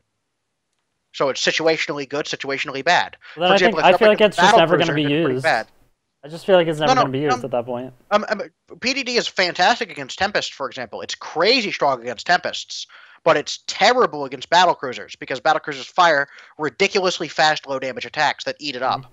It's awful against Phoenix, but it's great against, like, Broodlords. Mm-hmm. Okay. And then, finally, the Secret Missile, I think Blizzard's just never going to figure out how to balance that correctly. I like some of the ideas that go along with it, but in general, I don't like the fact that you can spend energy and always get damage in. So my thing with the Seeker Missiles is I think they're basically the Terran version of Force Field. What does that mean? You throw it on a unit, the idea is you throw a bunch on a enemy unit and you force them to run away from you. You zone them out. Okay, that makes sense, yeah. I guess. It's either you do a lot of damage or you force him to back off or split his units like crazy. And while he's splitting, you're shooting him with your other units all the entire time. And that's okay. But that's fine. The Raven as it exists right now, you are correct. Kind of sucks. Those are my my favorite and least favorite. So. Okay. I go next. Go ahead. Yep. Okay. Obviously, my favorite one is the High Templar because what a surprise. On a serious note, I've always liked casters in every game. Like, I always play casters in RPGs or whatever. So there is that. I like the interaction with Bio, even without ghosts, because the way it works is actually really interesting because the Bio has a hard time attacking into you, but you have a hard time attacking into the Bio. So it creates a lot of interesting situations strategically. Like a Mexican standoff. No, you're actually favoring both players to engage in multiple places. It's actually really interesting. If you look at the great PvTs, I know. If you look at the great PvTs where the Protoss just goes Templar and stays Templar for the whole game, there's actually lots of great engagements. It just makes for good games in that situation. And the one I dislike the most is the Void Ray because it just doesn't accomplish anything interesting, really. Like, you A move, you either destroy everything or you lose a lot of gas, and that's the end of it. I mean, it's hilarious when someone destroys a Zerg base and recalls, and that's the only cool thing you can do with it. And even that's not that amazing. It's just, oh, okay, abusive thing. Hooray. Okay. So, yeah. My favorite unit design is the Siege Tank. It doesn't fit as well as it should in StarCraft 2. Which is mostly a product of how fast the economy builds in StarCraft 2, and how strong some of the tech responses to it are. But the Siege Tank, as an individual unit design goes, is my favorite unit design in StarCraft 2. I love the notion of something that takes high strength, low mobility to the most extreme it can get. Right. But I mean, it's just it. Yeah, his webcam died. That's fine. It'll come back when it comes back. He'll be back soon. That picture that just showed up made him briefly look like John Lennon, so that was a good laugh. Reminds me of one QXC all killed IM in GSTL, and people were calling him John Lennon Toto Destroyer for a little while. But that aside, I love the Siege Tank design. I wish playing mech was actually more about the low mobility. Was more about slowly pushing across the map, taking space control carefully, crossing your T's, dotting your I's, building supply depot walls to block counterattack paths, and things of that nature. Building turrets with the pushes, etc., being very careful, and your opponent's response was the ability to take 6 bases and and then just trade inefficiently with you and hopefully wear you down before he wears down, or bypass you and go around and try to find holes to poke holes in, and things of that nature. And that's really the way that I would like to see mech played. They'd be not super fast games, but they'd be exciting and full of action, as the player who is not playing mech is forced to be aggressive constantly to try to find holes. But that aside, I like Siege Tanks in general. My least favorite unit in StarCraft II Heart of the Swarm at the moment is the Swarm Host still. It's a tie with the Swarm Host and the Broodlord. But Swarm Hosts are slightly worse. I'm not bothered by the Broodlords now. They're totally fine in Heart of the Swarm. I do not like the notion of a unit that has a passive ability of blocking pathing to itself. I mean, I guess. There's no. As long as you're not careful to have terrible positioning on your Broodlords, they're basically just a Guardian that defends itself against ground units. I mean, like, there's no reason to mass Broodlords though. Like. But I don't have to dislike it just because you can't mass it. Well, no. But here's the thing. Like you can't mass it. So typically, like, you only have numbers of like 4 to 5, maybe 4 to 6, 7, like max. Right. And those are easily counterable. Like, you can easily get underneath that and stuff. I didn't say they weren't. And no, they're not as easy as you think to get underneath, even with only like 8 of them. I don't like the inherent notion.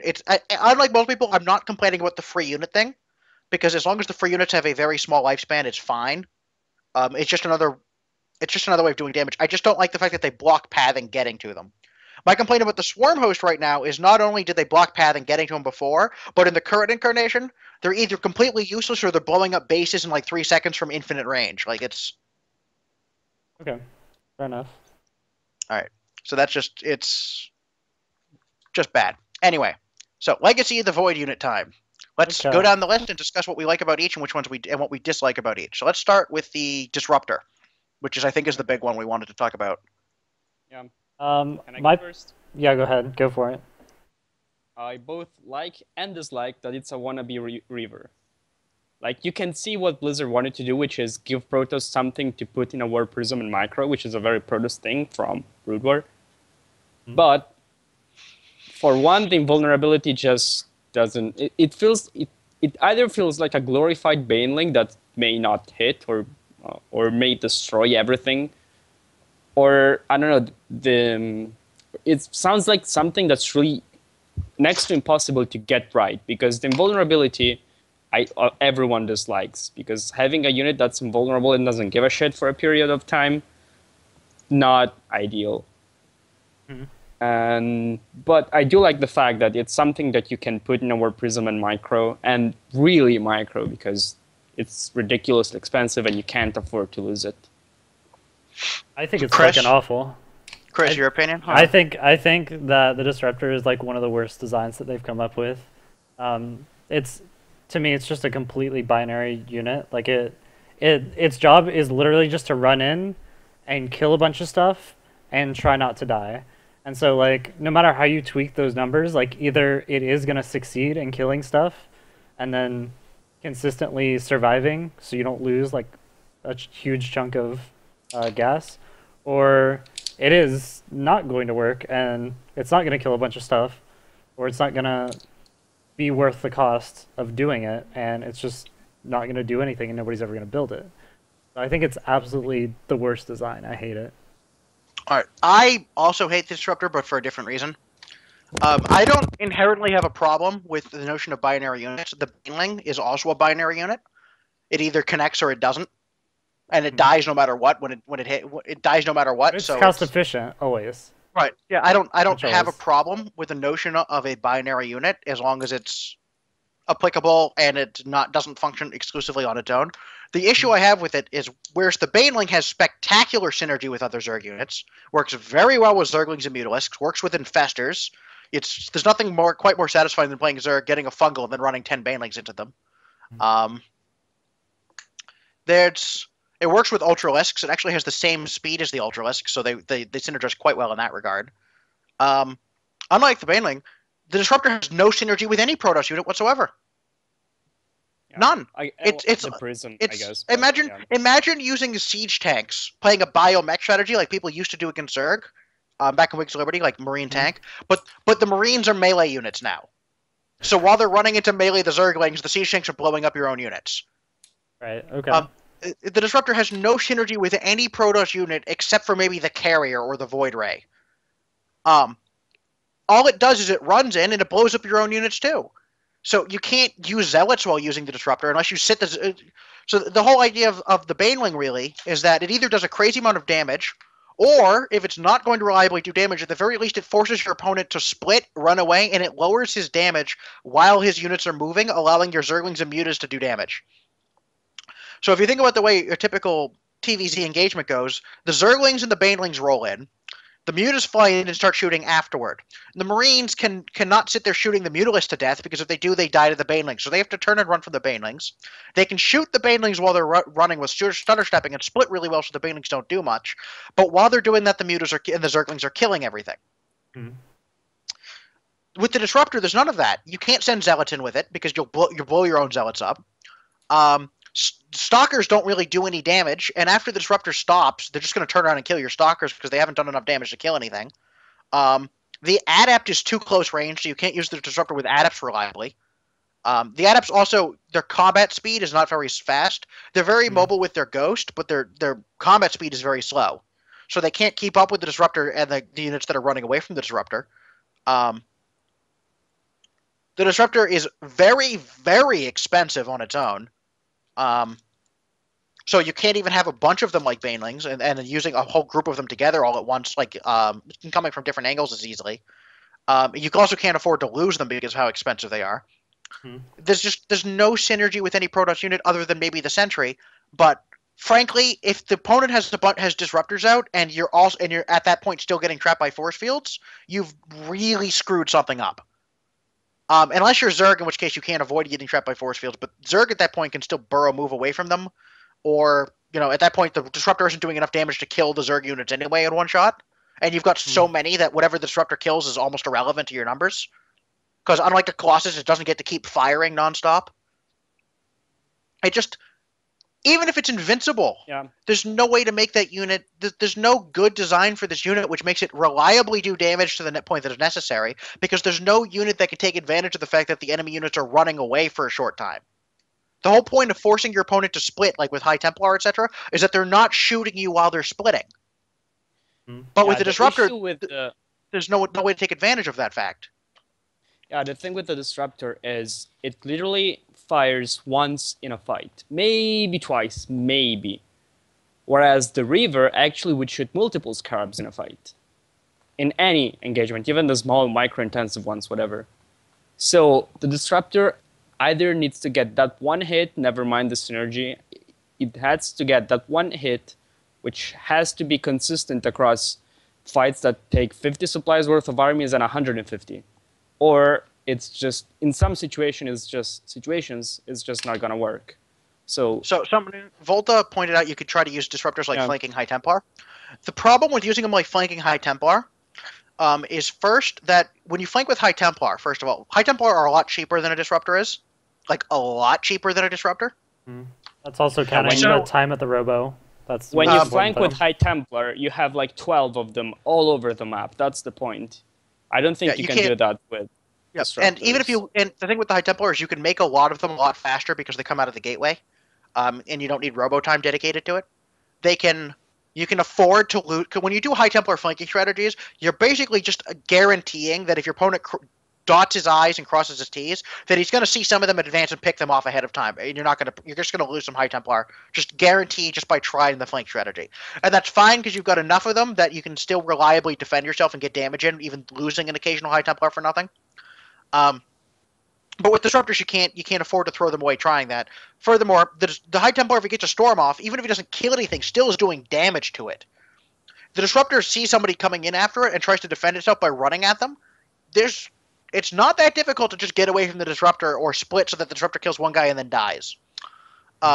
Furthermore, during a fight, even if you get it off perfectly and he didn't see it coming, you come in from the side. If he sees the Disruptor coming in before it's actually directly on top of him, so he just has like a few seconds, he can still split against it and you still have no units that can take advantage because you have to run your own Zealots away from your own Disruptor. So if your own Disruptor's running into flank, you've got to micro your own units against your own micro trick. So you're forcing yourself to do the same micro your opponent is being forced to do. And that doesn't really advantage you in any noticeable way. And if Disruptors didn't have friendly fire, they'd probably be okay. And the only way I can see to make the Disruptor work as it exists is to turn the friendly fire off, like the Baneling. And then you could also get rid of the invincibility after it's gone on. You can probably get rid of the invincibility and just give it a big armor boost while it's active, and it would be fine. Not great. Yep. Reduce the cost a bit. Reduce the time to build a bit. Get rid of the invincibility and make it no longer do friendly fire. And it'd be okay. My only problem with that then it's basically just a Baneling just a reusable Baneling at that point. And is that really is it really a unit design we want to put on Protoss? Yeah, and the other thing is, even assuming Disruptor flank is a good move or whatever, without the friendly fire, it's basically a Storm flank, but with less strategic depth, because you can have like 3-4 layers of Templars arriving from all sorts of directions, and that guarantees a Storm that a Storm is going to land, basically. But it also means you're investing more and more to guarantee that Storm. Whereas with Disruptors, you can realistically only have a Warp Prism, maybe 2 if you're a god, maybe, but that's kind of unlikely. Yeah, right So now there in is also Legacy, that. right now in Legacy of the Void, right now as Protoss, pretty much the only viable strategy is to just mass adepts all game, and you either kill them with the adept Yeah. harass and like attacks, or you die. Like you can't really reliably use disruptors in any way right now. They don't do anything, and you also can't really afford the cost and time given the way the economy works. But we're discussing it's design not balance, so maybe that can be yeah, tweaked. yeah. But either way, yeah, it has issues. I think the biggest issue is it needs to be. I don't think you can make something that explodes just once every.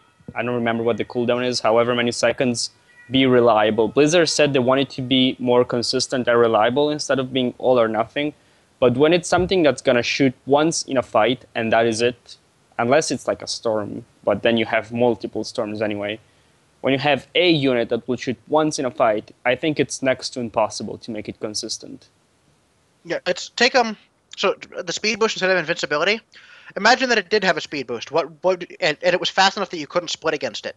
So it was really fast. What would you do? What would you do to stop it running in? You just shoot it to death before it got to you. Or you load up Medivacs if you're Terran. Well, I guess. I mean, if you don't have the DPS to kill it before it reaches you, you then load up in a Medivac, or if you don't have one, then you lose, and there's nothing you could do about it. If you give it a speed boost, it's either you can't respond to it or it's not fast enough, and that's I just don't like the disruptor. Yeah. So I like let's go to I like the basic idea of something that's Reaver-like. I don't like the implementation. Okay. Well, it's not Reaver-like; it's Scarab-like. That's true. That's true. It's like a big scarab that costs 300 gas or whatever. Yeah. So let's discuss the Adept now. Okay. So unlike the Disruptor, I do kind of like the Adept in some ways. So I briefly considered writing an article about the Adept in particular. I wound up scrapping it after they kept changing it before I could finish the article. But the Adept in general, I like the ability a bit. I think the scouting ability of it is very good. The fact that you can send the Goshen and then get to scout and then cancel as long as you get the Adept close to the enemy base is cool, because you can use the Adept as a scout unit instead of spending hallucination scouts, etc., etc. It forces the opponent to actually wall off again, which is always a good thing. Makes them play safe, so that's nice. What I don't like about it is that it's basically the Protoss version of the Roach. It's a range 4, middling-ish damage unit that is very durable. That's also, relatively speaking, cheap and mass-producible. It's basically the Roach that costs a little bit more money and has and instead of burrowing, it can send out the Ghost and teleport a short distance. But he gets plenty of time to see where it's going to teleport to. It has some cool micro gimmicks in the early game where you can, send a few adepts in and then you can fake out a teleport to somewhere else on the base. And then if he goes to defend against the teleport, you cancel and keep fighting. And if he doesn't go to defend, you just then teleport and do your teleport shenanigans. But I think it's the basically teleport the is Roach. a really cool ability.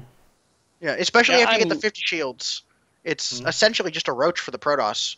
And there, even at Blizzard, a bunch of people who went to Blizzard for that summit they had were complaining that it was basically replaced the Zealot in the army and made the Zealot irrelevant. It's just, I mean, they had to do that, William. Otherwise, Willem, they had to do that because if they didn't, it would be useless. Be useless as a damage dealer if it didn't have a bonus against light. Or its high damage was every base, and they had to have it give it a low base damage against armored, because otherwise you could blow up buildings in a base like it was nothing, and your opponent couldn't catch you with the harass early. You could just wipe out supply depots like it was nothing, etc. If it had decent damage against, if it had even acceptable damage against armored, it has to not be good at killing buildings, or you could just bust into a base with them because they're kind of cheap, relatively speaking. Tara, what do you? So if you didn't give them the bonus against light, they'd be useless in the army. Yeah, I think it's okay. It's not the most exciting thing, but again, not everything has to be ridiculously exciting, and maybe it becomes exciting when players learn how to, I don't know, harass it with it in multiple ways or whatever.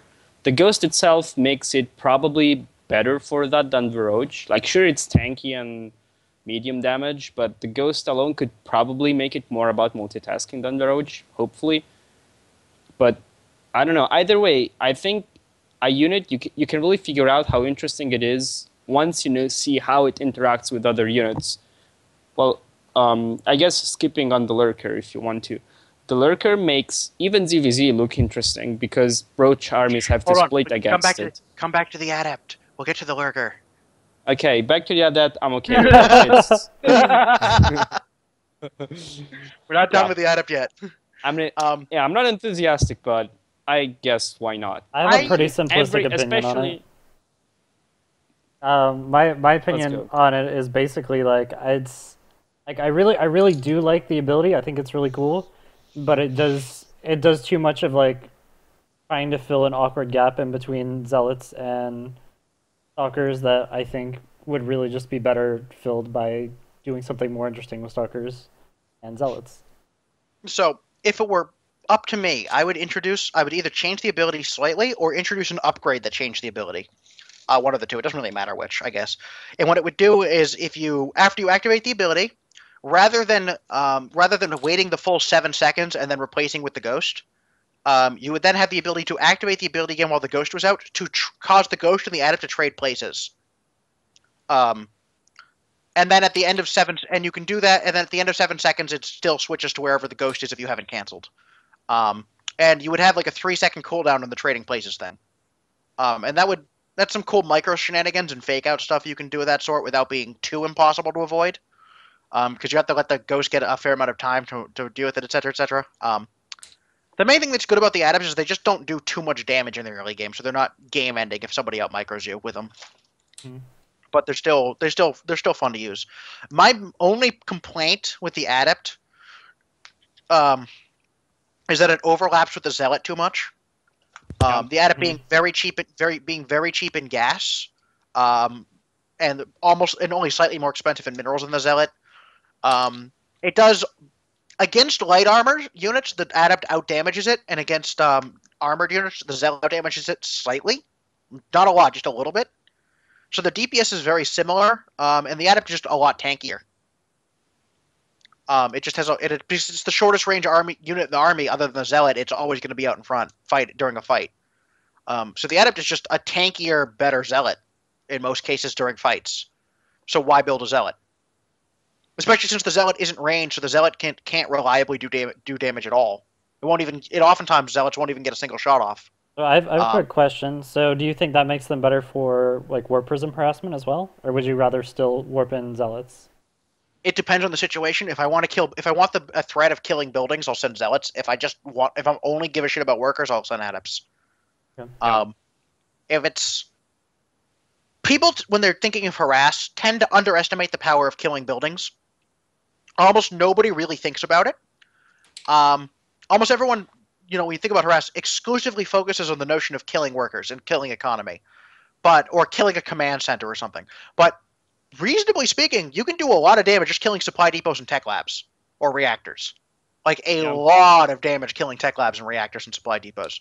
If you kill an armory, that can do a lot of damage to a Terran player. If you kill a spire, that can be game ending a lot of the time against a Zerg if you make a move within the next couple minutes. Getting a spawning pool or a roach warren or a hydro stent can be huge at the right times if you prioritize the right buildings. I think people tend to underestimate the value of killing tech structures or just structures in general when they're harassing, which is why immortal drops can be so good because you can focus buildings down really fast. So my point with that question though was does the Adept really replace the Zealot? Because the Zealot still has a good role as a harassment unit. But I don't think it's good enough in the harassment. The problem is if you look at the charge upgrade on the Zealot, the charge upgrade makes the Zealot a better fighter, but it doesn't really make it a much better harasser.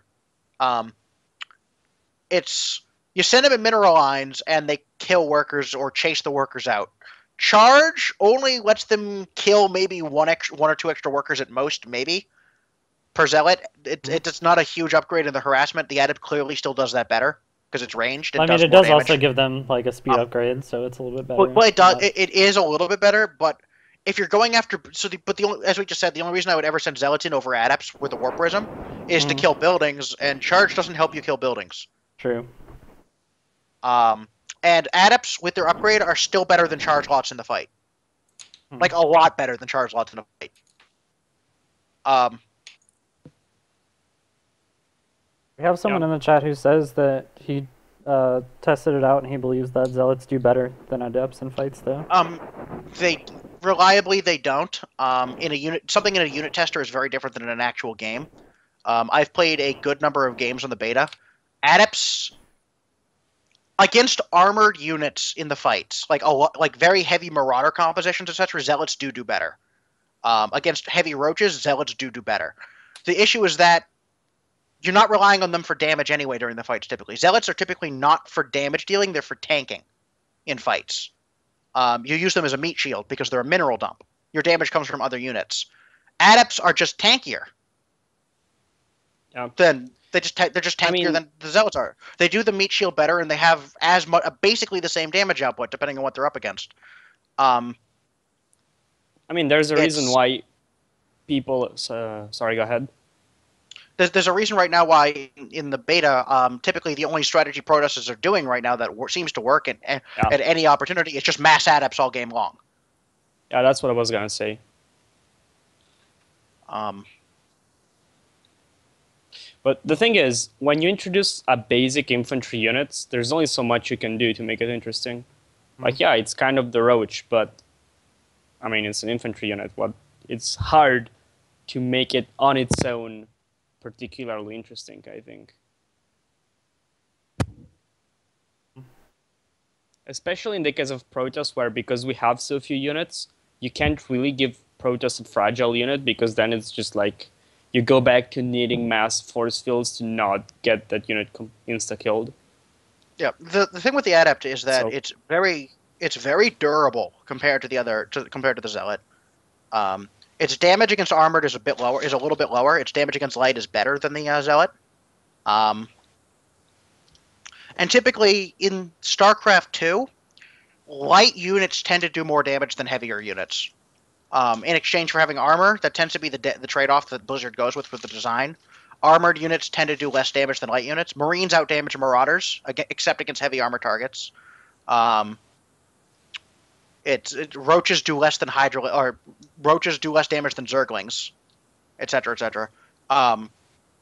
So in general, you can just do fairly well just building Adepts and Immortals. If you want the heavy armor counter behind the Adepts, and there's a lot of overlap with the Zealot, and that's my only concern, is that the Zealot doesn't seem to have much of a purpose anymore. Okay, I agree. Yeah. All right, so Lurker, what do you guys think about that? Sure, we can do Lurker. Yeah. What do you think about Lurkers?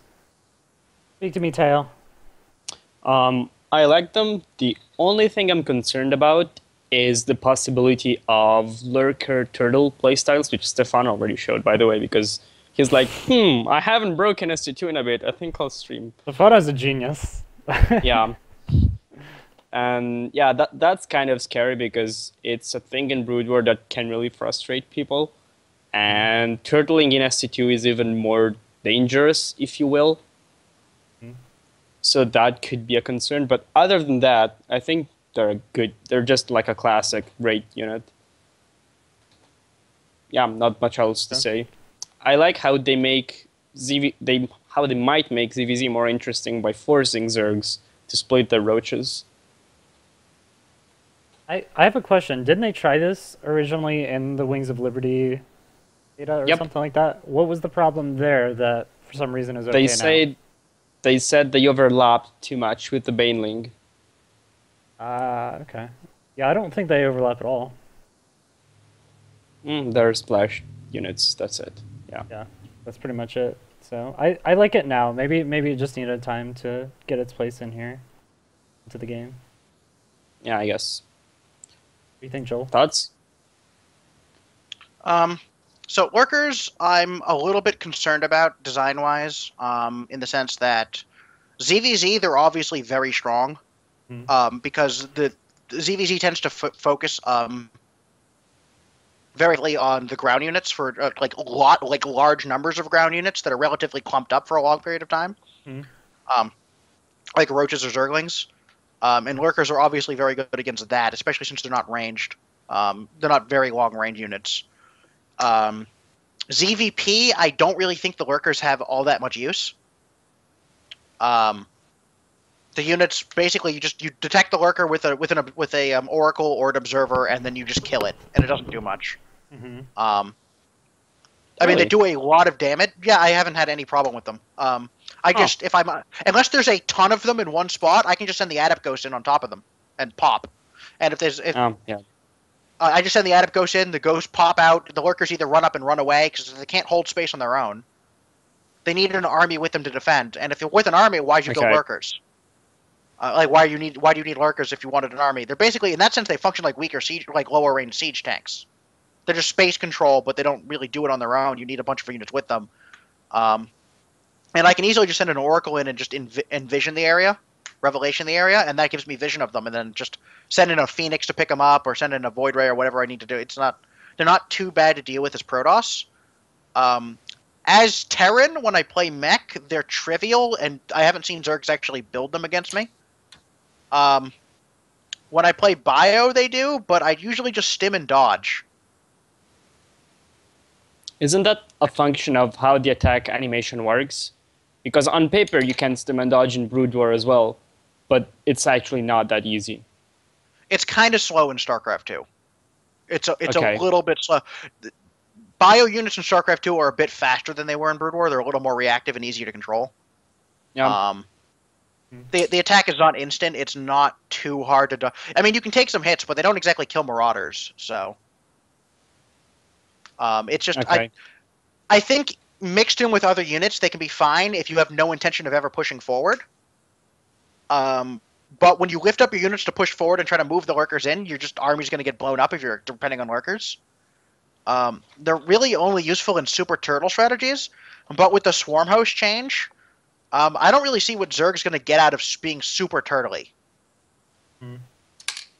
Ultras against Bio? That comes to mind. Or Ultras against ground, really. Well, Ultralisks are really, really strong right now, but I don't think you need to turtle to use them. They're just really strong. No, but if you think of the average, I haven't seen much Bio Legacy of the Void TVZ because everyone fucking hates the Ultras. But if you think of the average Heart of the Swarm TVZ, the Terran just kind of attacks all the time into the Zerg, if he can, to keep him from getting the Hive Tech. If you have a unit that's good against Bio and lets you turtle up, that you would expect Zerg to get Ultras a lot more consistently against Bio, and then Ultras just completely destroy Bio. They just make it not viable.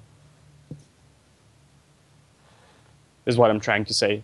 So I guess Lurkers would probably make it much easier for Zerg to get to Ultras and make Bio almost non-viable. If you want to turtle for a short time, Lurkers can be good for that during certain phases when they haven't responded to them yet. And yeah, Lurkers are better attacking right now than they are defending, to be honest with you. The new Overlord drop thing where you just rush some Lurkers and just turn the one Overlord into a dropship and then just drop Lurkers right in immediately, really fast. That's obnoxious. Sneaking Lurkers into your opponent's base, mineral lines, and then just blowing up with the Lurkers. Lurkers are a better harass unit than anything else right now, which is weird. I think that's good. I don't inherently have a problem with the unit. There's nothing in the unit that screams problematic to me. And I'm sure some good players will figure out some good things to do with them. There's just not much there at the moment that really screams useful to me yet. So we'll have to see how things play out. Maybe it'll turn out that when Protoss tries to do other things than mass adepts into maybe a couple tech units, that Lurkers will be more viable in the matchup. Okay. I can see that. Yeah, I can also see Adepts just kind of really limiting their use, though, because of the Ghost, because of the Shade, even. Next up, the Ravager. I guess. Ravager. Shall I go first? Go ahead. Fucking hate it. It's another Band-Aid. It's there to fuck up force fields, period. The anti-air skill shot doesn't do anything. They don't really fight as well as they used to, and if they do fight, it's just a super roach that fucks up, that's made to fuck Protoss up. If they wanted to fix the issue of the mass Sentry against Zerg, I still think they really need to look at Zerg production and how easy it is to overwhelm Protoss for Zerg without force fields. And think of that instead of adding a Band-Aid that is. I just don't think which, mass force fields was all that problematic against Zerg. It's not problematic. It's just not fun. I agree it's not very problematic, but it's not fun that Protoss has to get 10 sentries against Zerg and 2 or 3 in the other matchups, But as I was saying. The Ravager doesn't fix that. It just prevents them from trying it at all. It's not that it doesn't in any way, shape, or form solve the problem that Protoss faces where they have to build sentries. It doesn't make Protoss any better at dealing with the problem. It makes Zerg better at dealing with force fields, but I don't think Zerg was really struggling that much with force fields unless they were trying to do like the mass 200 roach max shoved down your throat where the only thing Protoss can defend against it is like with force fields. But that's the first instinct of any Zerg. Let's not do that. But, I mean, to be honest, I think it was a pretty niche problem. Like, really, the only real problematic issues with force field that I can think of in PvZ were mostly revolving around 2 base timings and being able to, walk up to the base and have about the same supply as the Zerg player in army, and you just force field and cut stuff off and slowly kill it, and you start to snowball and get this huge army advantage. That kind of thing doesn't happen. Yeah, that was 3 years ago. But that doesn't happen, I think, as much when you have really large armies.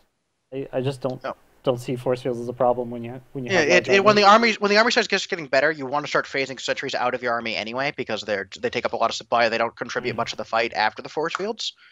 They tend to be mostly a band-aid for surviving into the mid game without getting run over by max roaches or something. The Ravager's destroying force field. I don't have an inherent problem with the Ravager crushing force fields. But it only does that. It does a few other things. I just wish I think they need to take away the damage that the Ravager does to buildings with that ability. Because watching Ravagers kill cannons is hilarious. They changed that a bit, didn't they? Yeah. I don't think one base Ravager is a thing anymore. No, they changed the one base stuff. Yeah, that doesn't work anymore, fortunately. But it's not so much that the Ravager does. I don't actually have a problem with the Ravager design as it is now. Evolving out of the Roach, being longer range than the Roach, doing a little bit more damage in the back. The Ravager, as far as I'm concerned, should basically just be only for that ability it has. The only time you should ever evolve it is if you need that ability, because otherwise it's just a Hydralisk. Yeah. With the current range, and if that's does that make it worth building at all, though? Really, is that ability that good? There are times when that ability, I think versus mech as Zerg, that ability can be very good for hitting siege tanks while you're running in. Throw a few of them at a siege tanks. I think there are times when that ability has its place. I just don't think it's against Protoss. And I also think you should never really build a lot of them. Yeah, but I don't know. To me, it sounds like it's made to fuck up the standard Protoss style of Blink Stalker Sentry. I mean, it sounds like that. It sounds like that. It sounds like it breaks up the force field thing, but it really doesn't that much because, frankly, as soon as they pop a force field, you can just drop another one down directly on top of it. Yeah, but you only have so much energy to do that. You don't have a limited energy. I know. But if we're talking about the whole maxing out, building up to 10 sentries and building up energy and then all inning, by the time they're killing the force fields, you've already done the damage. Most of the time. I guess, I don't know.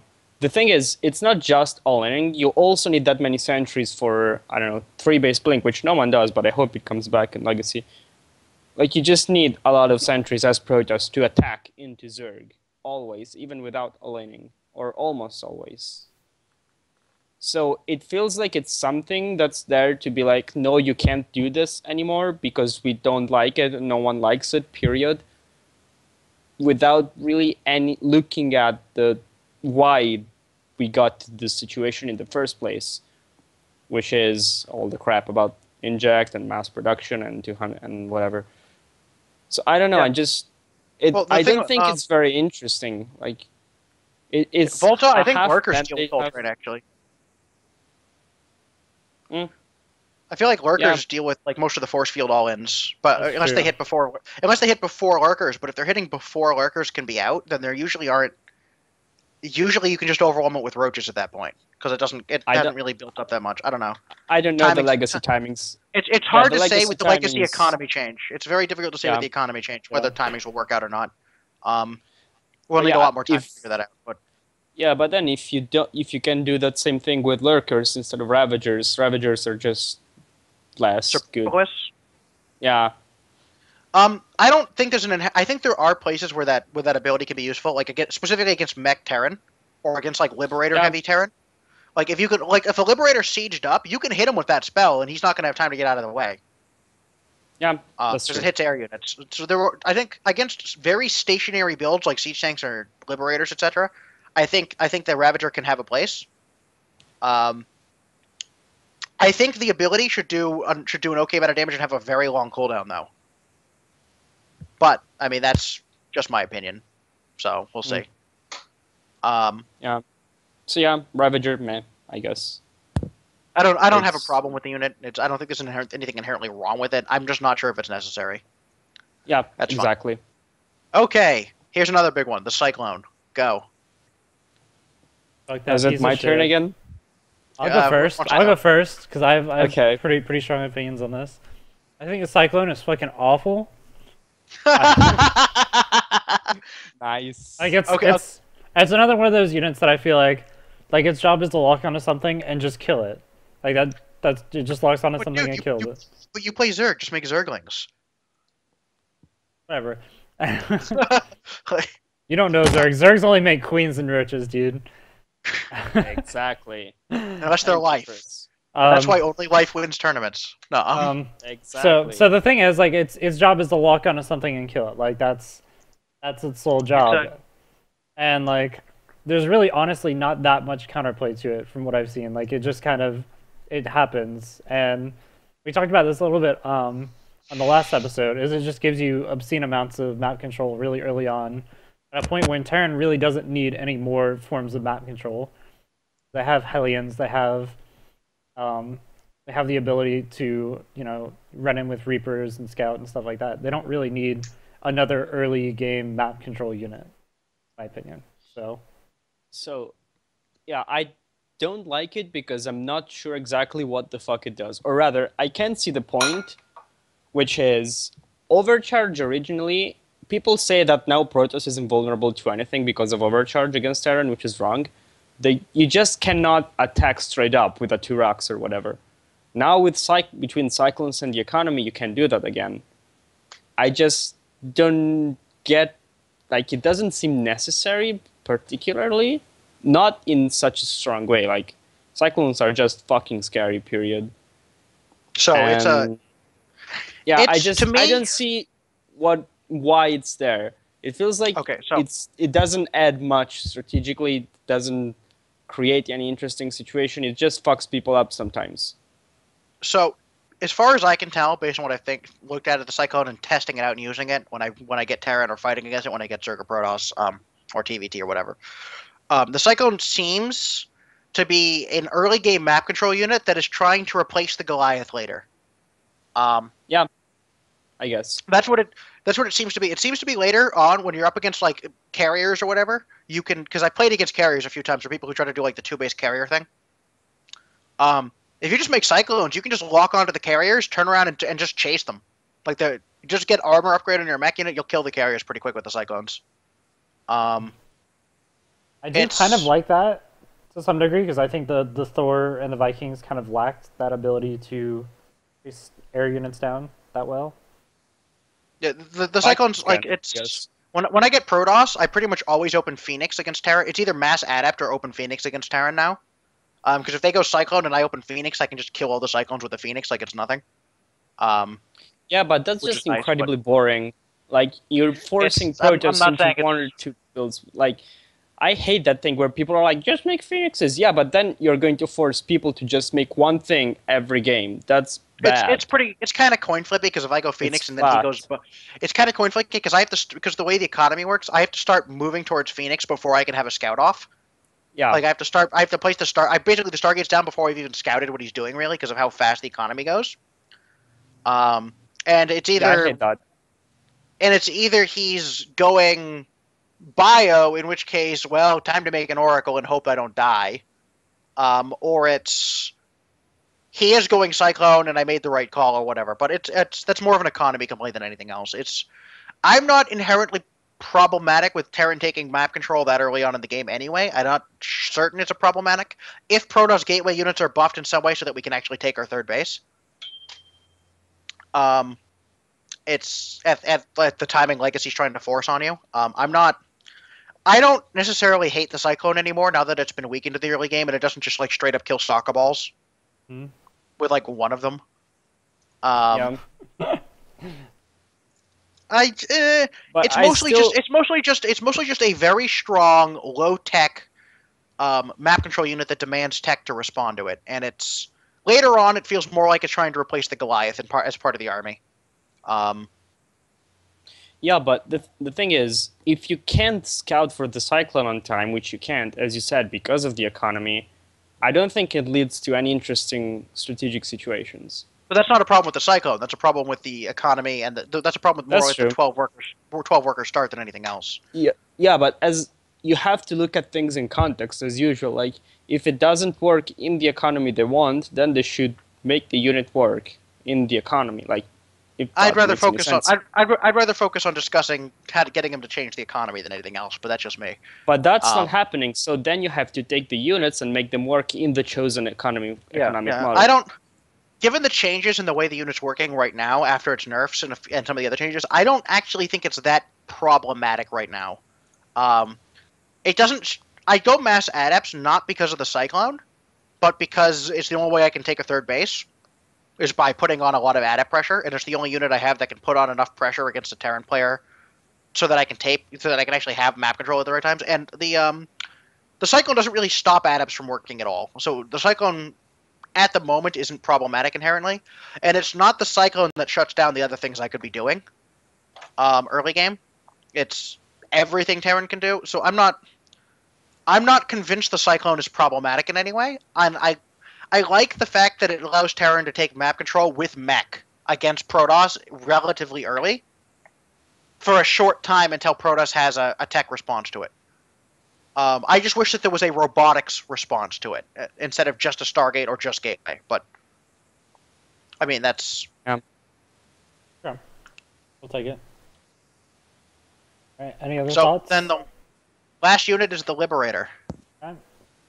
I actually like the Liberator.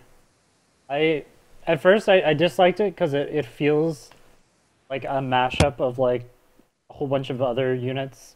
Mainly I'm thinking about like the Valkyrie plus the siege tank. Yeah. But from what I've seen so far, I actually kind of like the way that it's working. Because you can park them up above your army, like a little bit further away from the fight, and they can kind of zone out areas, kind of control the battlefield in a way that kind of force field would or something like that. You can create zones and fight in a more favorable position. And they can be used for harassment and things like that, but they don't actually kill buildings. So in a lot of ways, I think they're really neat. I don't think that Terran really needs any more anti-air, so that part is a little confusing to me. It's not like Terran really struggles with like mass utilists or anything like that. But To me, the Liberator feels like it's an attempt for to allow Terran to pick a single production structure and then make a lot of them and then only make units from that, with the occasional supporting unit from the other one. It feels like they're trying to make make it viable to only play starport tech with occasional supporting ground units, rather than having to go a ground strategy with supporting starport units like the way it's typically done. So, like, you can have the Liberator to act as your flying siege tank and space control, and your anti-light air units, like anti-mass muta, rather, because Vikings kind of suck against muta. Let's be honest. You can have Vikings for anti-armored stuff, and you can land the Vikings if you need to. The Liberator's not very strong versus muta, but it's better than the Viking was. Like it still does it does okay. It's not spectacular, but frankly, it probably shouldn't be spectacular. Because remember what we said earlier about air units being better than ground units Yes. with regards to Yeah. mobility. If it can fly, it needs to be weaker than the ground equivalent. Otherwise, you will never ever build the ground equivalent. Well, I think That's the way that why- Liberator works is like you don't really build one unless like your opponent has like 40 mutas, and then you build like 2 of them, and you're like, okay, splash damage. No, you need more like 10, but Yeah, I don't. if you really want to shut down 40 mutas. I'm not sure exactly what the numbers are because I haven't really seen much of it in play, but They're not. They're okay. They're pretty decent. They're not spectacular against Yeah, you like because they don't kite. You just need to. Yeah, the thing I'm concerned about is, as you were saying, they seem to want a third tech, being the starport thing, to be viable. But let's be honest, like people want that for some people, want that for Protoss as well. They're like, I want to see Skytoss, but really the mass Sky strategies are kind of boring. They're not interesting in my opinion, because you have so. I'm not enthusiastic about the idea of let's give them a third tech path, I guess. The Liberator I itself don't have an inherently problematic. I don't think it's inherently problematic to allow that as long as Terran is required to make supporting units out of the others to make the path work, which is frankly true of all the tech paths. Yeah. If you go mech, you Yeah. have to make starport units. If you go starport, you have to make mech units or bio units. If you go bio, you typically wind up making starport units too. It's as long as you're not making them only out of the one thing and no supporting units from anywhere else, I'm pretty okay with it. Yeah, I guess. Liberators do get blown up by mutalisks pretty hard if you don't have a lot of them and support them. Liberators are kind of good because you can poke with the Vikings and force them to like. The notion is you mix them with Vikings. Vikings poke the mutalisks down. If the mutalisks come in to fly into the Vikings, you've got some Liberators and maybe a Thor under there too, zoning them out. And the Liberators are pretty okay as a design. Maybe the numbers need tweaking a bit. I'm a little bit concerned about what happens when you get a lot of Liberators and completely zone the entire field in circles of death. Yeah.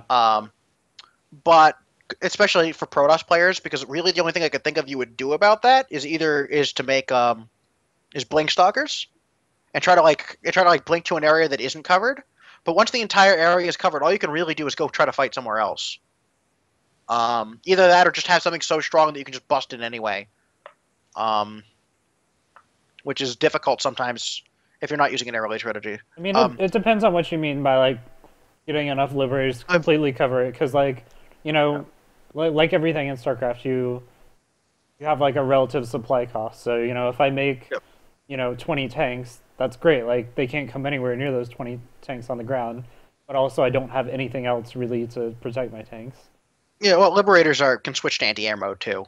So you can't just like fly over it as easily. But yeah, I mean there are things you can do compositionally. I'm not too concerned about it as long as the numbers aren't overly buffed or anything. I think Liberator is pretty okay. I'm not certain it's needed, but I mean that's true of almost any unit, of most of the units. And other than that, I'm mostly just concerned about trying them against Zerg, like long term. I don't really think they have much of a role against Zerg in general, because of the Viper spell. That new Viper spell that flies.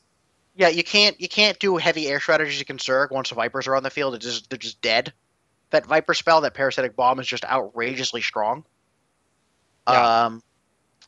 So Liberators as a support unit can work fine, but that's about it as far as I can tell against Zerg anyway. Yeah. The thing in general about all the legacy units, is that, to be honest, I think SC2 has way too many units. I counted before compared to Brood War. Protoss has 19 units, and in Brood War you have 13, with one of them being the Scout, so really you have 12. Terran has 16 to 12 in Brood War, and Zerg has 14 to 11 in Brood War. So it's really hard to add something new, because everything is already covered, basically. Or so it feels. Which is why we're saying to so many of these units, I don't know that it was needed. Or why people tend to complain, why can Blizzard make cool units or whatever? It's because it's really fucking hard once you already have 15 units per race to add something new. So, I don't know. I wish they would also consider removing a few units maybe and add these new ones.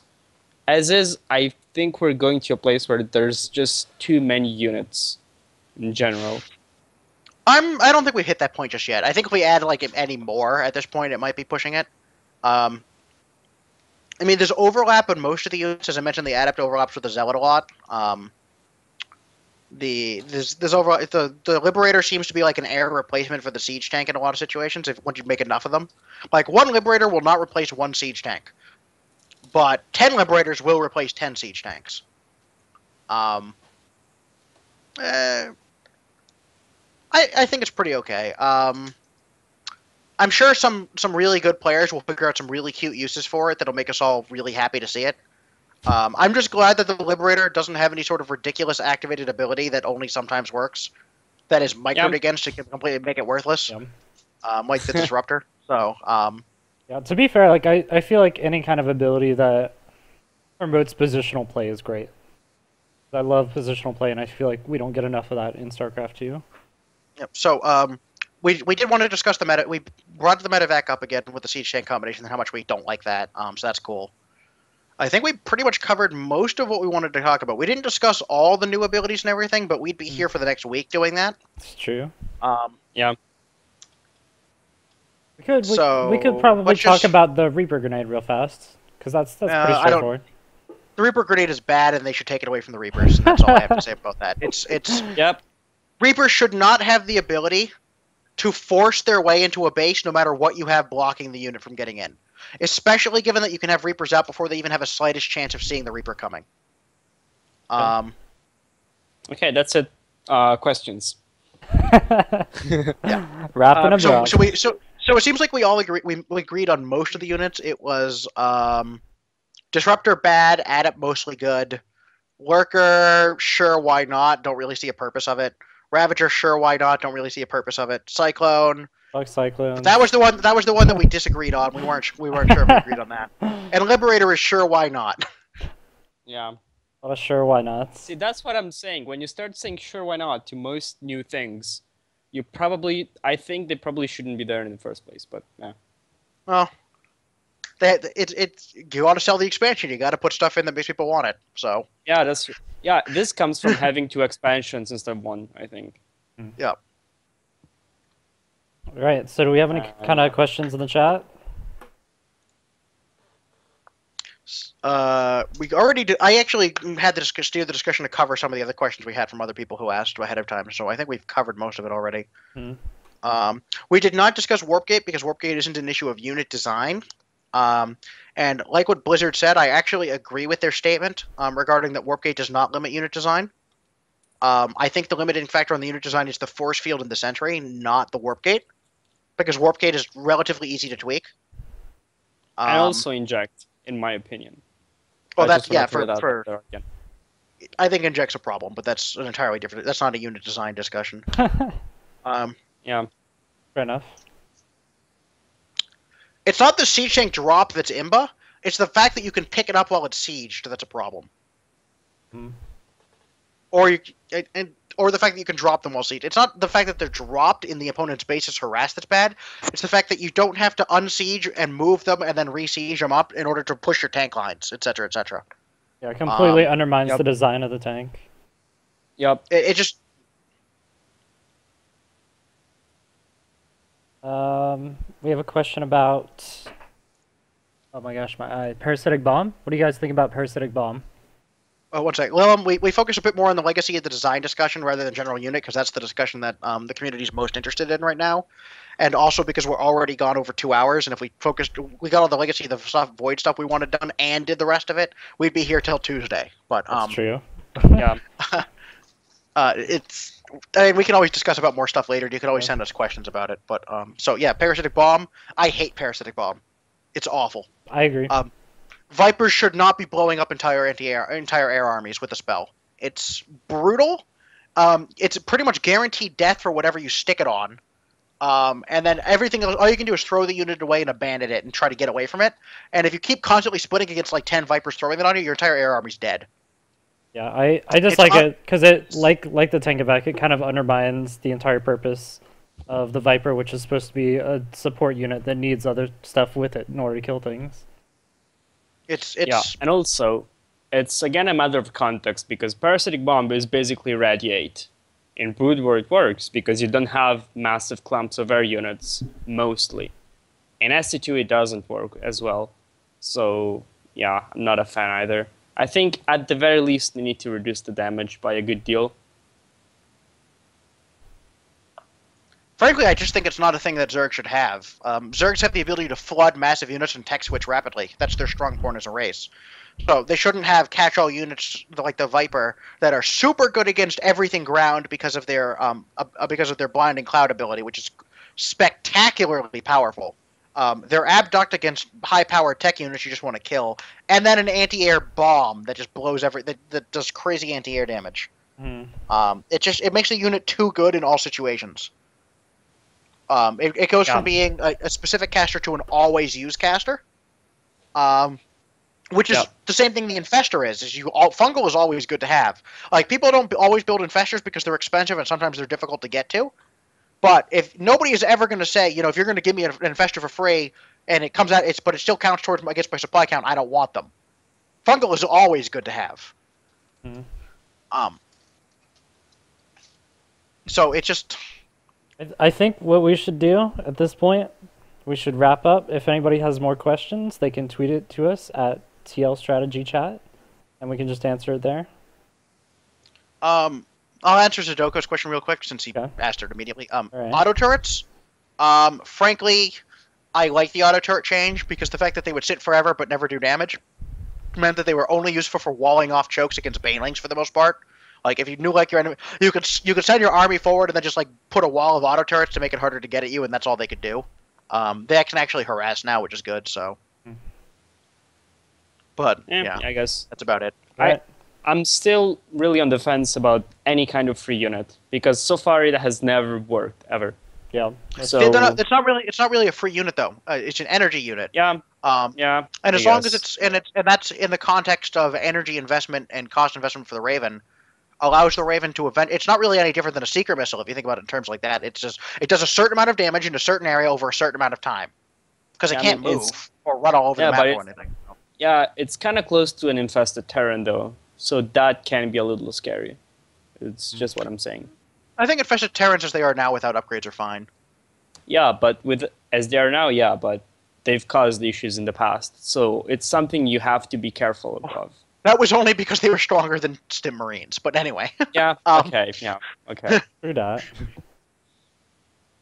Yeah, I think we're pretty much done as much as we can today before going, without going forever. So if there are any more questions, you can tweet it to us at TL Strategy Chat, or you can post it on our update VOD thread, and we can answer it there.